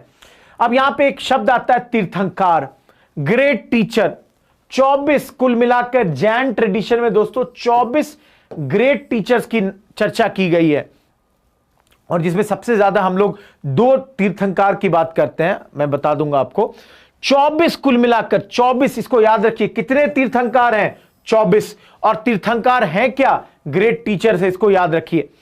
23वें तीर्थंकार और 24वें के बारे में हमको जानना है। 24वें मुख्य हैं, 23वें का नाम याद रखिए। 23वें तीर्थंकार हैं ऋषभनाथ या ऋषभ देव और 24वें हैं आपको पता है दोस्तों भगवान महावीर। तो इनका नाम आपको याद रखना है। सॉरी, मैंने यहां पे मैंने एक गलती बोल दिया दोस्तों, ये लास्ट लाइन मैंने 24 इनको 23वां बोल दिया, पहला बोलना था। 23वें थे पार्श्वनाथ और पहले थे ऋषभनाथ। तो बस ये थोड़ा सा गलती हो गया यहां से, इसको याद रखिए कि पहले अगर पूछ दे तो आपको रखना नाम ऋषभनाथ का और अगर 23वें का पूछ दिया जाए तो पार्श्वनाथ का। आखिर 24वें हमें पता है भगवान महावीर का नाम आएगा। 24 तीर्थंकार, 24 जो महान गुरु हैं ये यहां पर है। ये सारे के सारे क्षत्रिय हैं, बाय बर्थ क्षत्रिय से बिलोंग करते हैं। अब हमारे लिए सबसे इंपॉर्टेंट है भगवान महावीर दोस्तों, 24वें तीर्थंकार हैं और आखिरी।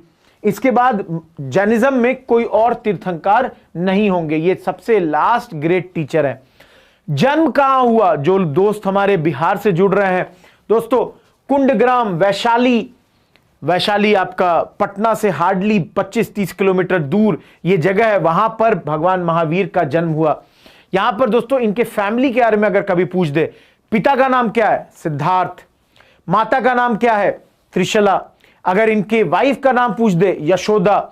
इनके पुत्री का नाम पूछ दे, प्रियदर्शनी। और इनके सन इन लॉ का नाम पूछ दे, जमाली।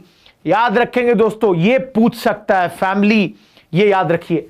इनफैक्ट जमाली आगे चलकर इनके पहले शिष्य भी बनते हैं। तो ये आपको बिल्कुल रट लेना है दोस्तों, ये चीज बिल्कुल याद रहनी चाहिए आपके मन में एकदम। ये सिर्फ इनका नहीं, आगे भगवान जब बुद्ध की भी हम लोग चर्चा करेंगे दोस्तों तो उनमें भी आपको याद रखना है।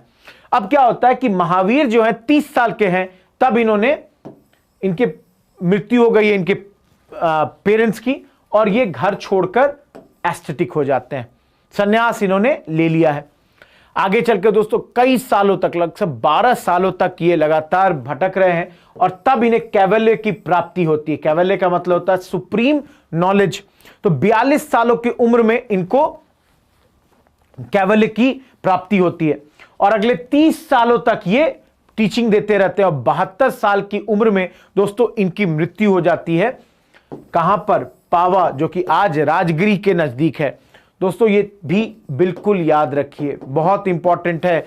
30 साल तक टीच करने के बाद पावा में इनकी मृत्यु होती है। 72 साल की उम्र में इनकी मृत्यु हो रही है। अब यहां पर देखिए 2-3 स्लाइड जो है हमारे लिए क्या है कि हमने इनका एक बैकग्राउंड अभी देखा कि भाई ये क्या कर रहे थे और कैसे कैसे इनमें हुआ। अब यहां पे देखिए दोस्तों, अगला जो 5 स्लाइड इनके बारे में है, उसमें 3 स्लाइड इनके टीचिंग्स के बारे में हमको देखना है, और इसके अलावा आगे चल के जैनिज्म में जब डिवीजन होता है उस पर 1 स्लाइड देखना है, और 1 स्लाइड हमें देखना है जैन काउंसिल्स के बारे में। 2 जैन काउंसिल हुए, उनके बारे में भी हमको पढ़ना है। तो सबसे पहले अगर टीचिंग्स में बात की जाए तो दोस्तों एक चीज है त्रिरत्नाज। देखिए ये आपसे शायद नहीं पूछे, लेकिन फिर भी मैं ये बता दे रहा हूं, अगर कभी हम लोगों से इनडायरेक्ट कुछ पूछ दे, जैसे मान लीजिए ऐसा सवाल आ जाए कि इनमें से कौन सा महावीर के त्रिरत्न में से नहीं है। अब यहां त्रिरत्न कौन है? Right faith, right knowledge, right conduct, और एक और कुछ राइट दे दे, तो ये बस याद रखिए कि त्रिरत्न कौन से 3 रत्न, 3 का मतलब होता है 3 और रत्न मतलब ज्वेल, तो ये त्रिरत्न जैनिज्म के कौन कौन से हैं? राइट फेथ मतलब सही आस्था रखना, राइट नॉलेज मतलब सही ज्ञान रखना, और राइट कंडक्ट मतलब सही आचरण रखना। और आचरण सही रखने के लिए दोस्तों 5 वोज को ऑब्जर्व करना होता है। जो आपने 5 जिसको कहेंगे प्रतिज्ञा ली है, उसको ऑब्जर्व करना होता है। वो 5 प्रतिज्ञाएं क्या है दोस्तों? अहिंसा, देखिए सत्य, ये दोनों गांधी जी आगे लेते हैं जैनिज्म से। अहिंसा, नॉन वायलेंस, सत्य, ट्रूथ, अस्ते, नो स्टीलिंग, चोरी का कोई गुंजाइश नहीं होना चाहिए, परिग्रह, नॉट एक्वायरिंग प्रॉपर्टी मतलब प्रॉपर्टी की मोह माया से ऊपर उठिए, और आखिर में ब्रह्मचर्य, एब्स्टिनेंस। तो आपको समझना ब्रह्मचर्य, आप जैसे आगे भी हम लोग पढ़ेंगे कि बहुत जगह गृहस्थ, ब्रह्मचर्य, गृहस्थ और ये सब है। तो ब्रह्मचर्य में आप क्या पढ़ाई लिखाई की बात करते हैं, तो ये 5 वो हैं, 5 आपको प्रतिज्ञा लेनी है राइट कंडक्ट के लिए। तो दोस्तों आपको क्या याद रखना है? त्रिरत्ना कौन 3 है, क्योंकि मैंने कैसे कहा आपको सवाल यह पूछ सकता है इन 3 रत्नों को देने के बाद एक चौथा कुछ दे देगा और बोलेगा भाई ये क्या था। तो ये जो अगर इस तरह का सवाल आए तो इसके लिए तैयार रहिए। अब देखिए यही जो इनका है वही इनका टीचिंग होता है, 4 डॉक्ट्राइन बनता है यहीं से। जैसे आपने देखा ना, अहिंसा देखा, सत्य देखा, तो ये इनका डॉक्ट्राइन देखिए। ये 4 डॉक्ट्राइन जो मैंने अभी आपको बताया, ये 4 इनके डॉक्ट्राइन थे। और इसमें जो 5वां डॉक्ट्राइन था सेलिबेसी, जो कि गृहस्थ का था, वो इन्होंने ऐड किया। तो बेसिकली क्या दिखा रहा हूं मैं, पिछले स्लाइड में जो लिखा हुआ था वही चीज मैं फिर से लिख रहा हूं यहां। मैं सिर्फ ये बता रहा हूं आपको कि पहले जो 4 डॉक्ट्राइन थे ये पहले से एक्सेप्टेड थे।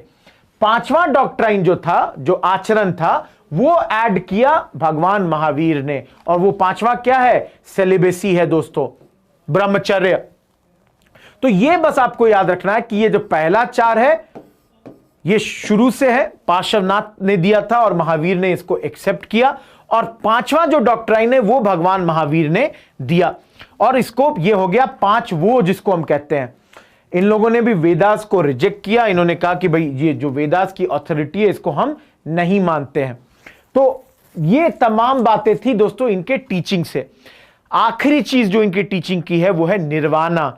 दोस्तों इस वर्ड को आपने कई बार सुना होगा, सैल्वेशन इसको कहते हैं, निर्वाणा की प्राप्ति करना, सैल्वेशन की प्राप्ति करना। मतलब एक बार आपने इसको प्राप्त कर लिया तो आपके जीवन में कोई और चाह नहीं रह जाती किसी और चीज को पाने की। तो यहां पे आप देख सकते हैं निर्वाणा कैसे प्राप्ति कर सकते हैं, कैसे आप ले सकते हैं। वही जो वो हमने देखा है कि आप अपने सारे बिलोंगिंग्स को डिजर्ट कर दें, छोड़ दें। कई बार आपने देखा होगा जो आपके जैन भिक्षु बनते हैं, हमारे जो लोग हैं, वो अपने भिक्षु बनने के पहले वो एकदम अपनी सारी चीजों का परित्याग कर देते हैं। बोलते हैं भाई हमको किसी चीज से कोई मतलब नहीं है, चाहे वो धन हो, दौलत हो, कोई भी चीज हो, उसको छोड़ देते हैं, त्याग देते हैं। दूसरी चीज दोस्तों, फास्टिंग। ये भी आप देखिए गांधी जी आगे बहुत बार करते हैं, यहां से देख रहे हैं। फास्टिंग वो मतलब भूख हड़ताल, जिसको कहेंगे अनशन, हड़ताल वर्ड गलत होगा यहां, अनशन करना। Self mortification, study and meditation, ये 5 चीजें सैल्वेशन। अगर आप सेल्फ मोटिफाई करें खुद को, आप पढ़ाई लिखाई करें, आप मेडिटेट करें, तो आपके लिए जो है वो है कि आप निर्वाणा की प्राप्ति कर सकते हैं, मतलब आप सैल्वेशन की प्राप्ति कर सकते हैं। ये हो जाता है दोस्तों आपके जैनिज्म के हिसाब से। लास्ट चीज जो 2 बचे, मैंने पहले कहा था 3 स्लाइड था इनके टीचिंग पे। अब एक चीज है कि दोस्तों आगे चलकर जैनिज्म बट जाता है, बंटवारा हो जाता है, फूट आ जाती है इसमें, और ये 2 भागों में बट जाता है। क्यों बटता है और वो कौन से 2 भाग हैं? तो हमारे लिए इंपॉर्टेंट ये है कि हमको ये याद रखना है कि 2 भाग कौन है, श्वेतांबर और दिगंबर। तो ये बटता क्यों है? देखिए, एक गुरु है यहां भद्रबाहु, ये साउथ इंडिया के लिए जाते हैं, और एक स्थूल बाहु नॉर्थ में रह जाते हैं अपने फॉलोअर्स के साथ। इसी के बाद क्या होता है, स्थूल बाहु जो है ये कोड ऑफ कंडक्ट को चेंज कर देते हैं और कहते हैं कि व्हाइट क्लोथ्स कुड बी वर्न, और इसके बाद यहां पर 2 भागों में जैनिज्म बढ़ जाता है। देखिए, श्वेतांबर, श्वेत का मतलब होता है व्हाइट, अंबर मतलब व्हाइट क्लैड। नॉर्थ में जो थे वो व्हाइट क्लैड हो गए, मतलब वो कपड़ा ले सकते थे, कपड़ा पहनते थे। दूसरा हो गया दिगंबर, स्काई क्लैड, जो साउथ इंडिया में जो जाकर बस गए थे जैन के लोग, वो हो गए नेकेड, वो बिलीव करते थे स्काई क्लैड में, मतलब कि जी नहीं, वो कपड़ा ग्रहण नहीं करना चाहिए। तो ये 2 तरह के जो जैनिज्म में जो बंटवारा हुआ या फूट पड़ गया, जो 2 भाग हुआ दोस्तों, उसको बस याद रखिए, 2 सेक्ट का नाम श्वेतांबर और दिगंबर, इसको आपको याद रखना है। लास्ट चीज दोस्तों, 2 बुद्धिस्ट काउंसिल भी हुआ। अब ये बड़ा इंपॉर्टेंट स्लाइड है, सॉरी जैन काउंसिल हुआ। आगे चलकर आप देखिएगा 4 बुद्धिस्ट काउंसिल को हम लोग देखेंगे। 2 जैन काउंसिल जो है हमसे क्या पूछ सकता है, इसको समझिए। पहला, जैसे कि पहला जैन काउंसिल में कौन उनकी गवर्न कर रहा था, तो जैसे आप ये देखिए, भद्रबाहु के डेथ के बाद स्थूलभद्रा ने एक ग्रेट काउंसिल को बुलाया। कहां पर बुलाया? पाटलिपुत्र में, और इसको कहा गया फर्स्ट जैन काउंसिल। तो सवाल क्या हो सकता है, पहला जैन काउंसिल इसमें से किस शहर में हुआ? ऑप्शन दे देगा, पाटलिपुत्र, राजगिरी, वैशाली और कुछ। तो ये आपको याद रखना है कि पाटलिपुत्र में ये हुआ। एक सेकेंड दोस्तों,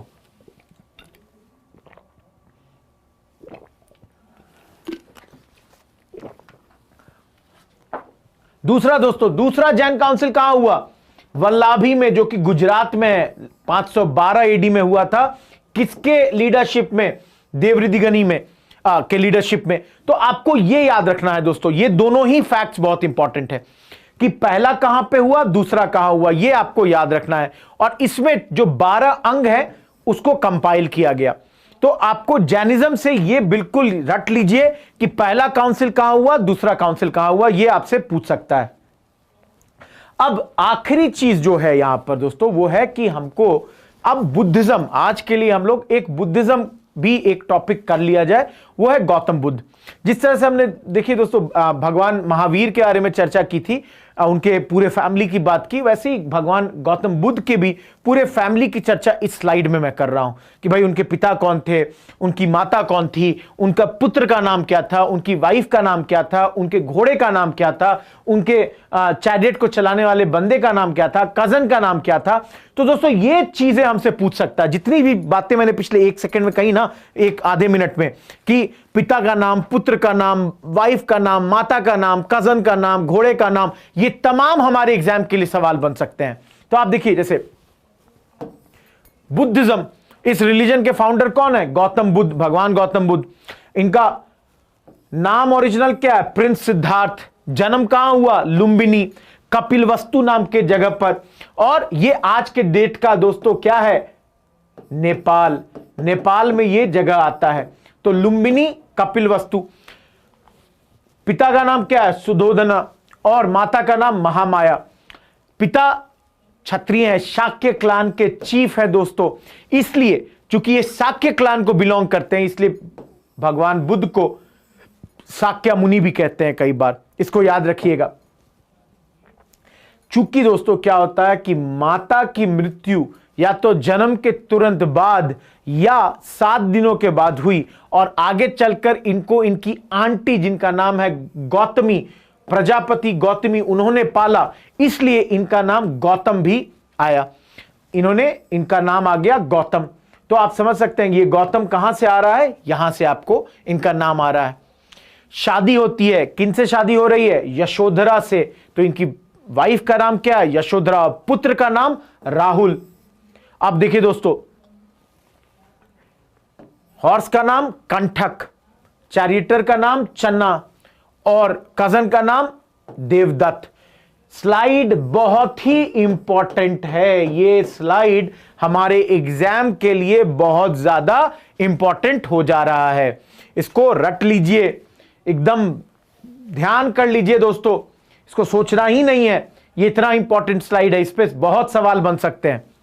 अब देखिए दोस्तों क्या होता है कि बुद्ध जो है संन्यास ग्रहण करते हैं और यहां पर आप देखिएगा, अगले स्लाइड में मैं दिखाऊंगा, अराउंड 29 साल 30 साल की उम्र में ये संन्यास ग्रहण करेंगे। और संन्यास ग्रहण करने से पहले इनको 4 चीजें दिखती है, एक मतलब दिखाऊंगा, मैं बता दूंगा, सिख मैन है और ये सब दिखेगा इनको, और इसके बाद इनकी मनोदशा बदल जाती है, ये भी संन्यास ग्रहण कर लेते हैं, वॉन्डर करना शुरू करते हैं और कई सालों के बाद इनको भी ज्ञान की प्राप्ति होती है। तो अगर गौतम बुद्ध की बात की जाए दोस्तों, तो जैसे मैंने पहले कहा कि 29 साल की उम्र में ये संन्यास ग्रहण कर लेते हैं, एस्थेटिक हो गए, घर छोड़ दिया। और इस प्रोसेस को दोस्तों ये याद रखना है,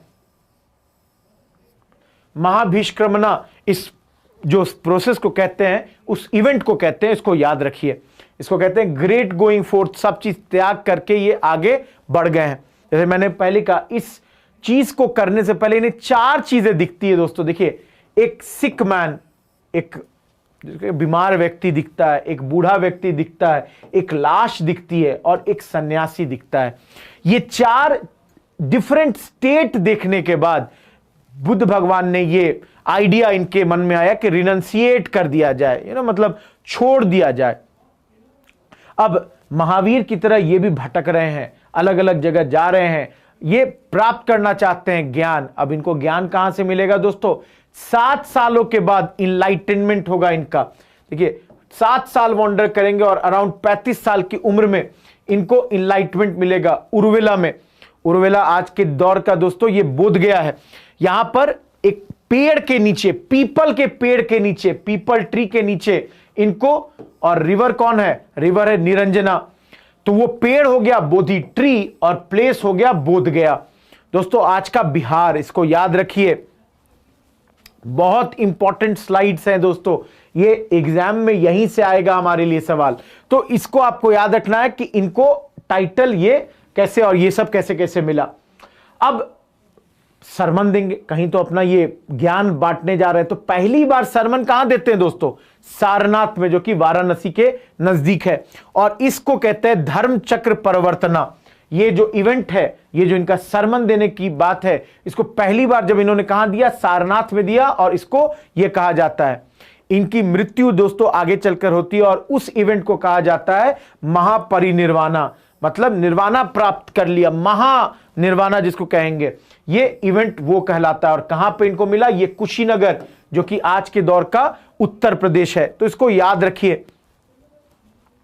इस दौर के इंपॉर्टेंट कुछ राजाओं का अगर नाम देखना है दोस्तों, तो ये देख लीजिए, महावीर, जैन, किंग प्रसेनजीत, बिंबिसार, अजातशत्रु, ये सब लोग इस दौर के राजा थे अलग अलग टाइम पे।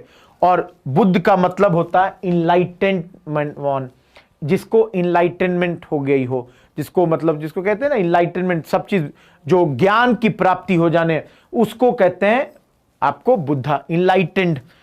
तो ये दोस्तों था आपको, जिस तरह से हमने देखा महावीर के दौर में, महावीर जब हम लोग पढ़ रहे थे, भगवान महावीर के बारे में जब हम लोग चर्चा कर रहे थे, जैनिज्म की चर्चा कर रहे थे, तो हमने बात की थी उनके फैमिली के बारे में। उसी तरह अभी हमने बुद्धा के फैमिली की बात कर ली, बुद्ध के जो ये लाइफ का इंपॉर्टेंट इवेंट्स है उसकी चर्चा कर ली।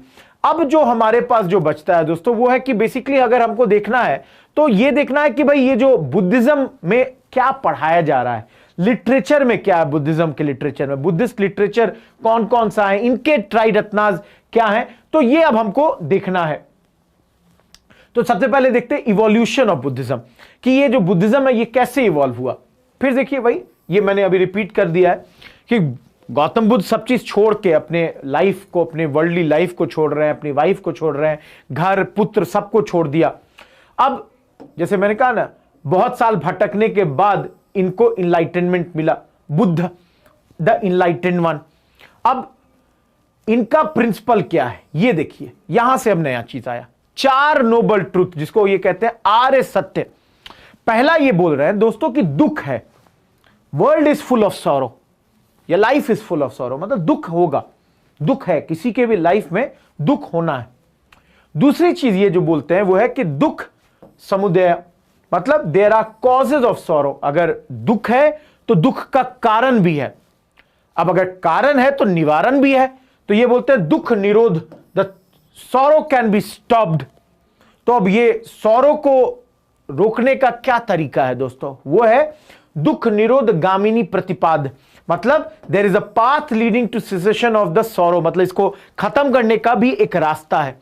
तो ये 4 आर्य सत्य हैं दोस्तों, ये आपसे नहीं पूछेगा, ये इतना ज्यादा डीप हमारे में नहीं जाएगा, हम फिर भी इसको इसलिए कर रहे हैं दोस्तों, मैंने जैसे कहा ना, अगर कल के डेट में पोल दे कि 4 noble truths according to Buddhism क्या है, तो बस इतना याद रखिए, दुख, इसको इस तरह से याद रखो ना कि दुख है, दुख का कारण भी है, दुख को खत्म भी कर सकते हो, दुख के निवारण के लिए रास्ता भी है, और इससे अगर कुछ और अगर आ रहा है तो वो गलत है। तो ये 4 नोबल ट्रुथ, जो आर्य ट्रुथ जो बुद्धिज्म बताती है, वो ये चारों है। इसको याद रखिए दोस्तों, बड़ा इंपॉर्टेंट है, हमारे एग्जाम में अगर आना होगा तो ये इस तरीके से आएगा। अब देखिए अगला स्लाइड उतना ज्यादा इंपॉर्टेंट नहीं है, 1-2 ही फैक्ट बहुत इंपॉर्टेंट है यहां, और वो है कि भाई जो मैंने लास्ट पॉइंट बोला ना, वही टीचिंग्स ऑफ बुद्धिज्म में देखिए, desire is the root cause of human sadness. हमने बोला ना पिछला, दुख है, life is full of sorrow, तो ये सॉरो क्यों है, बिकॉज डिजायर है, इच्छा होनी जो है उसके कारण ये है, और इसको खत्म करने का तरीका भी है, एलिमिनेट कर दीजिए, अनहैप्पीनेस आपका अपने आप खत्म हो जाएगा। ये कहते हैं death is certain, there is no way कि आप उससे निकल सकते हैं, एक ही रास्ता है निर्वाणा, जो इनको महानिर्वाणा हमने बात की ना, महापरिनिर्वाणा, इस चेन से निकलना है तो सैल्वेशन प्राप्ति करनी होगी, सैल्वेशन आपको चाहिए, और इसको अचीव करने के लिए दोस्तों इनका रास्ता क्या है, ये अगला शब्द बहुत इंपॉर्टेंट है, इसको बस याद रख लेना, अष्ट, अष्टांगिका मार्ग, अष्ट मतलब 8, 8 fold path, the 8 fold path, ये 8 रास्ते, ये अगर भूल भी जाओ चलेगा, ये मेरे को उतना इशू नहीं है, बस याद रखना कि सैल्वेशन प्राप्ति के लिए बुद्धा क्या सजेस्ट करते हैं, right speech, right action, right means of livelihood, right exertion, right mindfulness, right meditation, right resolution, right view. तो दोस्तों ये बस 8 जो ये आपके पॉइंट हैं, इनको आप भूल भी जाए तो चलेगा, ये नहीं आने वाला एग्जाम में, आएगा सिर्फ ये अष्टांगिका मार्ग। अगर कल के डेट में पूछ दे अष्टांगिका मार्ग इनमें से किस रिलीजन से जुड़ा हुआ है, तो याद रखिए बुद्धिज्म से जुड़ा हुआ है। या ये अगर पूछ दे कि अष्टांगिका मार्ग से आप क्या प्राप्त कर सकते हैं, तो आंसर होगा सैल्वेशन या निर्वाणा। या ये पूछ दे निर्वाणा के प्राप्ति के लिए लॉर्ड बुद्धा किस चीज को सजेस्ट करते हैं, तो आपका आंसर होगा अष्टांगिका मार्ग। तो इससे ज्यादा हमारे एग्जाम में दोस्तों सवाल नहीं आना चाहिए, लेवल मतलब डेप्थ यही रहेगा। एक सेकेंड बस दीजिए।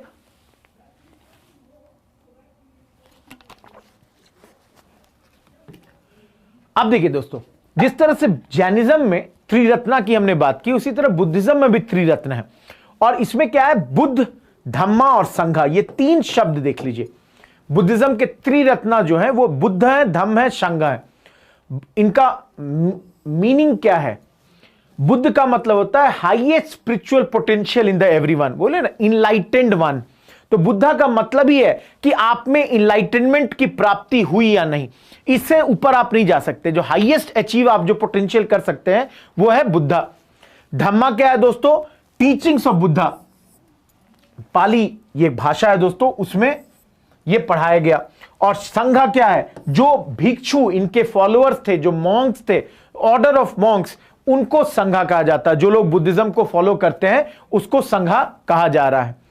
तो दोस्तों अब बस हमारे लिए दो चीज बस बुद्धिज्म में बच गया, एक बुद्धिस्ट लिटरेचर और दूसरा चारों बुद्धिस्ट काउंसिल। तो अगले 6 स्लाइड में ये दो चीजें हमें देखनी है। पहला दोस्तों बुद्धिस्ट लिटरेचर, कई सारी किताबें लिखी गई हैं आपके बुद्धिज्म के ऊपर। जैसे सबसे पहला जो है, ये जितने भी बुद्धिस्ट लिटरेचर हैं ये पाली भाषा में लिखा गया और इनको त्रिपिताकाज कहा गया। 3 पिताकाज हैं। बास्केट इसका मतलब हो जाता है पिताकाज का, त्रि का मतलब 3 बास्केट में इनके सारे जो मतलब ज्ञान है उसको रखा गया। पहला बास्केट क्या है दोस्तों? विनय पिताका। ये क्या है? जो भी बुद्धिस्ट मोनास्ट्री में जो भी रूल्स एंड रेगुलेशंस है वो विनय पिताका में मेंशन किया गया। दूसरा क्या है? सूत पिताका, जो कि सबसे बड़ा है और सारे बुद्ध के जितने भी सरमन्स है वो यहां पे मेंशन है। और तीसरा क्या है? अभिधम्मम पिताका, जो कि एक्सप्लेनेशन है जितने भी फिलोसॉफिकल प्रिंसिपल्स है बुद्धिज्म के, उसके एक्सप्लेनेशन है। दोस्तों ये 3 लाइन याद कर लीजिए, रट लीजिए। सवाल कैसे आएगा? एक सवाल यह होगा कि इनमें से कौन सा बुद्ध का त्रिपिताका नहीं है? तो विनय दे देगा, सूत दे देगा, अभिधम्मा दे देगा। आपको याद रखना चौथा कौन सा नहीं है। दूसरी बात यह पूछ सकता है कि भाई इनमें से किस पिताका में बुद्ध मोनास्ट्री के डिसिप्लिन के बारे में लिखा गया है या रूल्स के बारे में बताया गया है? तो ये 3 का ऑप्शन दे दे। ये 3 लाइन को रट लो एकदम। इससे ज्यादा जो सबसे इंपॉर्टेंट, अगर बुद्धिस्ट लिटरेचर पे आपके आर्ट एंड कल्चर से रिलेटेड अगर एग्जाम में कोई क्वेश्चन आएगा तो दोस्तों ये यहीं से आएगा। सबसे ज्यादा इंपॉर्टेंट ये है। लास्ट चीज दोस्तों, महायाना और दीपवंसा भी बुद्धिस्ट टेक्स्ट है जो कि श्रीलंका के बारे में मेंशन करते हैं। पर देख सकते हो दोस्तों मैंने इसको रेड में नहीं डाला है, मेरे हिसाब से उतना इंपॉर्टेंट नहीं है। मैंने बार बार कहा है कि अगर कोई चीज मेरे स्लाइड में रेड कलर में है तो वो इंपॉर्टेंट हो जाती है, उसको याद रखना होता है आपको। इसके अलावा दोस्तों बुद्धिस्ट लिटरेचर में जातक, आपने सुना होगा, कहानियां हैं, जातक कहानियां, ये बुद्ध के डिफरेंट बर्थ के बारे में अलग अलग स्टोरीज हैं, जातक कथाएं, इसको याद रखिए। उसी तरह दोस्तों धर्मचक्र पर्वत सूत जो सरमन है, turning of the wheel of the law, ये इसमें सारा फंडामेंटल्स जो है बुद्धिस्ट टीचिंग्स का ये भी यहां पे रखा गया है, सारा कुछ यहीं पे मेंशन है। इसके अलावा एक और किताब जो है वो है ललित विस्तार, अ flowery narrative of the life of Buddha. ये जो महायाना बुद्धिज्म आगे चलकर 2 भागों में बढ़ जाती है दोस्तों, हिनायना और महायाना, उसमें से एक है महायाना, उसका सबसे इंपॉर्टेंट डॉक्यूमेंट अगर कोई है वो है ललित विस्तार। इसके अलावा मिलिंदपन्हा दोस्तों, ये आगे भी एक किताब का नाम आएगा। यहां पे बेसिकली इस किताब का लिटरल मीनिंग पाली में क्या है, क्वेश्चंस ऑफ मिलिंद। आगे चलकर हम बात करेंगे कि राजा के बारे में, मियांडर, ये इंडो ग्रीक राजा है और इसने, जिसको एक मिलिंद नाम भी दिया गया है, उस दौर में एक व्यक्ति है नागसेन, उससे वो सवाल पूछ रहा है बुद्धिज्म के बारे में, और जो सवाल वो पूछ रहा है वो बेसिकली इस किताब में आ जाती है। ये हम लोग आगे भी पढ़ेंगे दोस्तों, ये आगे का समय का किताब है, लेकिन चूंकि ये बुद्धिज्म के बारे में है तो इसलिए इसको बुद्धिस्ट लिटरेचर के बारे में कर दिया है। इंपॉर्टेंट है दोस्तों, इसको रट लेना, ये बहुत इंपॉर्टेंट है। सवाल आया हुआ है कि मिलिंदपन्हा ये जो किताब है ये क्या है, या ये किसने लिखी या किस पे लिखी गई, ये तमाम तरीके के सवाल। तो आपको नागसेन का नाम याद रखना है, मिलिंद जो कि राजा है, या जिसको किंग मिनांडर या मिलिंद ऑफ बैक्ट्रिया भी कहा जाता है, इसको आप याद रखेंगे। लास्ट चीज दोस्तों, एक और किताब है बुद्ध चरित्र, जो कि अश्वघोष ने आगे चलकर बुद्ध के बारे में लिखी थी। ये दोनों बुद्ध के समय पे नहीं लिखी गई है, आगे चलकर इनके बारे में लोग लिख रहे हैं। अब बेसिकली हमने उनके बुद्धिस्ट लिटरेचर को देख लिया दोस्तों। आखिरी चीज जो बुद्धिज्म में बची हुई है वो है कि हम लोग इनके चारों बुद्धिस्ट काउंसिल की चर्चा कर लें। 4 काउंसिल हुए थे और इन चारों काउंसिल को अब हम लोग देख लेते हैं। फर्स्ट बुद्धिस्ट काउंसिल दोस्तों, देखो क्या सवाल पूछ सकता है ये पहले बता देता हूं। 4 काउंसिल है, 2 हुए थे बाद में, लेकिन उन 2 को उतना इंपॉर्टेंट नहीं रखना है, हम लोग को 4 याद रखना है। हमसे पूछ सकता है किस राजा ने कराया, कहां पे कराया, कोई इंपॉर्टेंट चीज, और किसने इसकी अध्यक्षता की। 4 ही फैक्ट हर काउंसिल के बारे में याद रखना है। तो इसका अपना एक टेबल भी बना सकते हो याद रखने के लिए। तो पहला काउंसिल, राजा कौन है? अजात शत्रु, हमने पहले भी देखा है दोस्तों। इसके पैट्रोनेज में ये हो रहा है। क्यों हो रहा है? क्योंकि इनकी मृत्यु के बाद हुआ कि एक कंसेंसस पे आए कि बुद्धा के जो टीचिंग्स है उसको कैसे फर्दर फैलाना है, कैसे उसको बढ़ावा देना है। यहां पर मैंने पहले ही कहा दोस्तों, ये जस्ट इनकी मृत्यु के बाद हुआ 483 बीसी में। कहां पर हुआ? सतपर्णी केव्स, जो कि राजगिरी, मतलब आज के डेट का राजगीर, यहां पर यह हुआ। तो यह जगह आपको याद रखने है। अध्यक्षता किसने की दोस्तों? महाकश्यप। तो यह आपको याद रखना होगा कि इसका प्रिसाइडिंग कौन करता है, कौन सा ऑफिसर इसको प्रिसाइड कर रहा है। आखिर में ऑब्जेक्टिव बुद्ध के टीचिंग को प्रिजर्व करना। और एक चीज यहीं पर आनंद नाम के व्यक्ति ने सूत पिता का, जो कि बुद्धिस्ट टीचिंग्स है, उपाली नाम के व्यक्ति ने विनय पिता का। अभी जस्ट हमने दोनों किताबों का नाम लिया दोस्तों। अगर मैं आपको दिखा दूं, ये देखिए, सूत पिता का, विनय पिता का, देखिए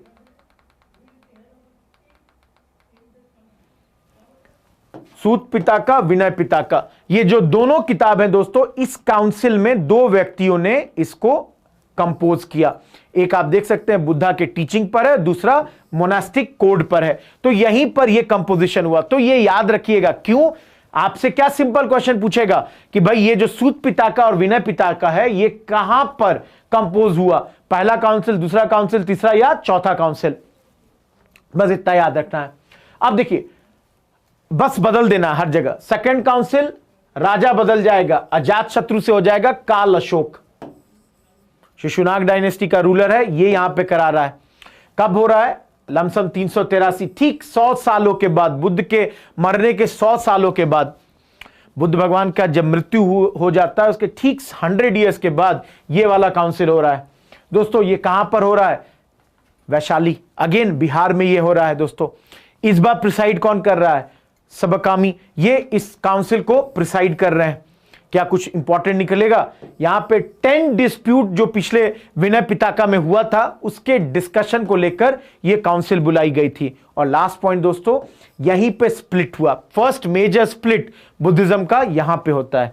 सेकेंड बुद्धिस्ट काउंसिल से बस इतना याद रखना है कि ये कौन रूलर करा रहा है, कहां पर करा रहा है। ये तो एकदम इजी है याद रख पाना कि एकदम 100 सालों के बाद, इनकी मृत्यु के बाद इसको किया गया। थर्ड काउंसिल दोस्तों, बहुत इंपॉर्टेंट व्यक्ति हैं, अशोका। अभी हमने पढ़ा नहीं है इनके बारे में, पढ़ेंगे। इंपेरर अशोक के पैट्रोनेज में यह थर्ड काउंसिल ऑर्गेनाइज किया जाता है। कब किया जाता है? लमसम 250 बीसी में। कहां पर? पाटलिपुत्र। आप देख सकते हैं फिर से बिहार में 250 बीसी में यह किया जा रहा है। कौन इसको प्रिसाइड कर रहे हैं? इसकी अध्यक्षता कौन कर रहे हैं? मोगलीपुत्र तिस्सा। तो दोस्तों, अध्यक्षता कौन कर रहा है, राजा कौन है, यह याद रखना है। ऑब्जेक्टिव क्या है इस बार? Purification of Buddhism. बुद्धिज्म में जो अपॉर्चुनिटीज आ गई है, फैक्शंस आ गए हैं, करप्शंस आ गया है, उससे प्यूरिफाई करना है बुद्धिज्म को। यह इसका मेन ऑब्जेक्टिव हो जा रहा है। और यहीं पर देखिए दोस्तों, तीसरा पित्तका, आपका अभिधम्मा पित्तका को यहां पर कंपोज किया गया। और इस तरीके से आपका पाली त्रिपिटका जो था, तीनों पित्तका, वो कंप्लीट हुआ। पहला 2 फर्स्ट में हुआ था, और जो तीसरा है अब जाकर यहां पर हो रहा है। तो इसको याद रखिए दोस्तों। आपको पता है अशोक के बारे में हम जब चर्चा करेंगे कि जो अशोका द ग्रेट है, ये बुद्धिज्म को हमेशा बहुत ज्यादा बढ़ावा देने के पक्ष में रहते थे, हमेशा फेवर करते रहे। और इन्होंने ही यहां पर बहुत सारे अपने मिशनरी, अपने मिशनरीज को भेजा, अपने इमिसरीज को भेजा अलग अलग जगहों पर। लास्ट में जो अशोक जिस बुद्धिज्म को प्रैक्टिस करते थे दोस्तों, वो था हिनायना। मैंने कहा ना, महायाना और हिनायना 2 भागों में बुद्धिज्म बंट जाती है, और हिनायना को ये प्रैक्टिस किया करते थे।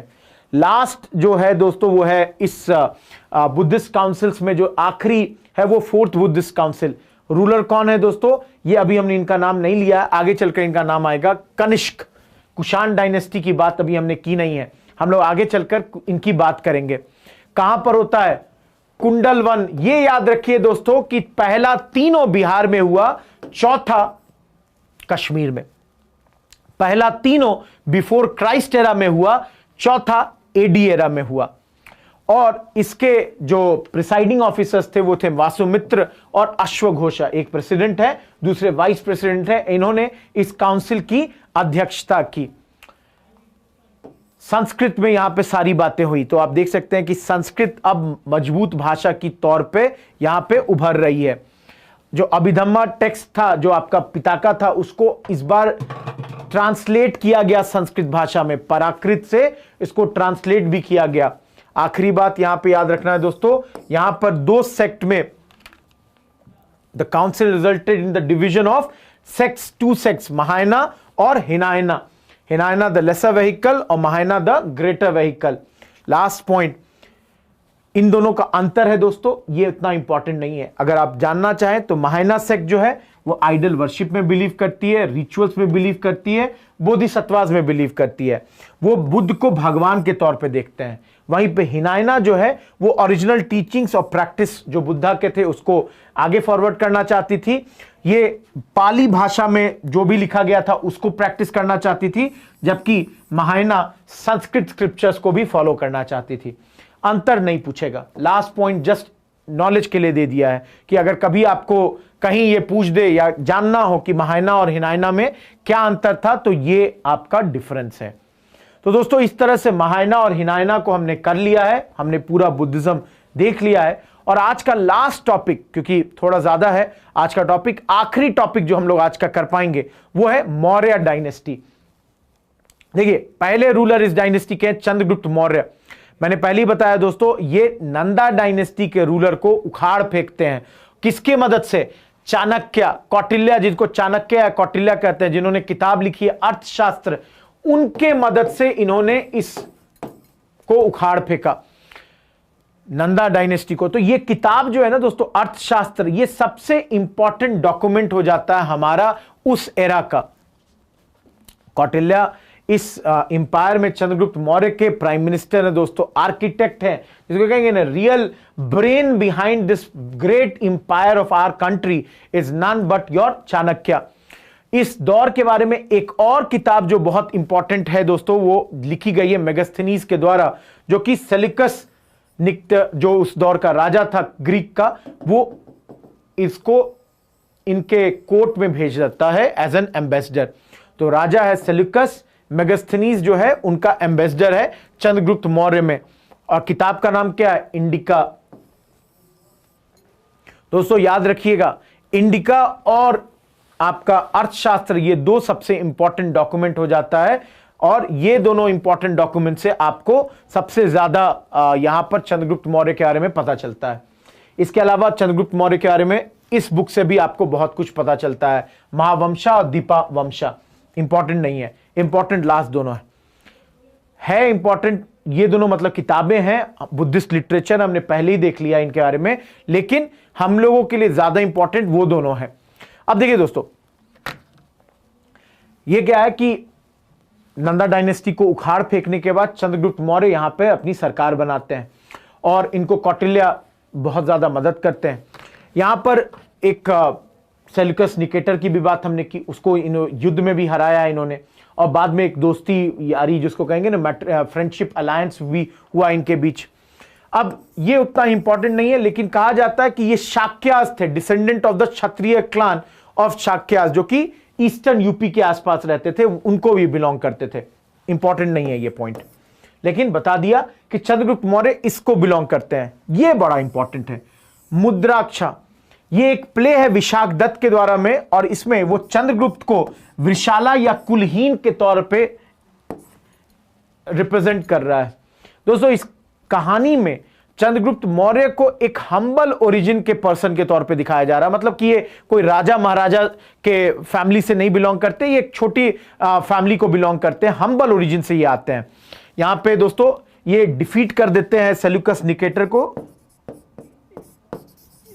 डिफीटेड सेल्यूकस निकेटर, जो आपके राजा हैं ग्रीक्स के, जो यहां पे है, उनको ये हराते हैं।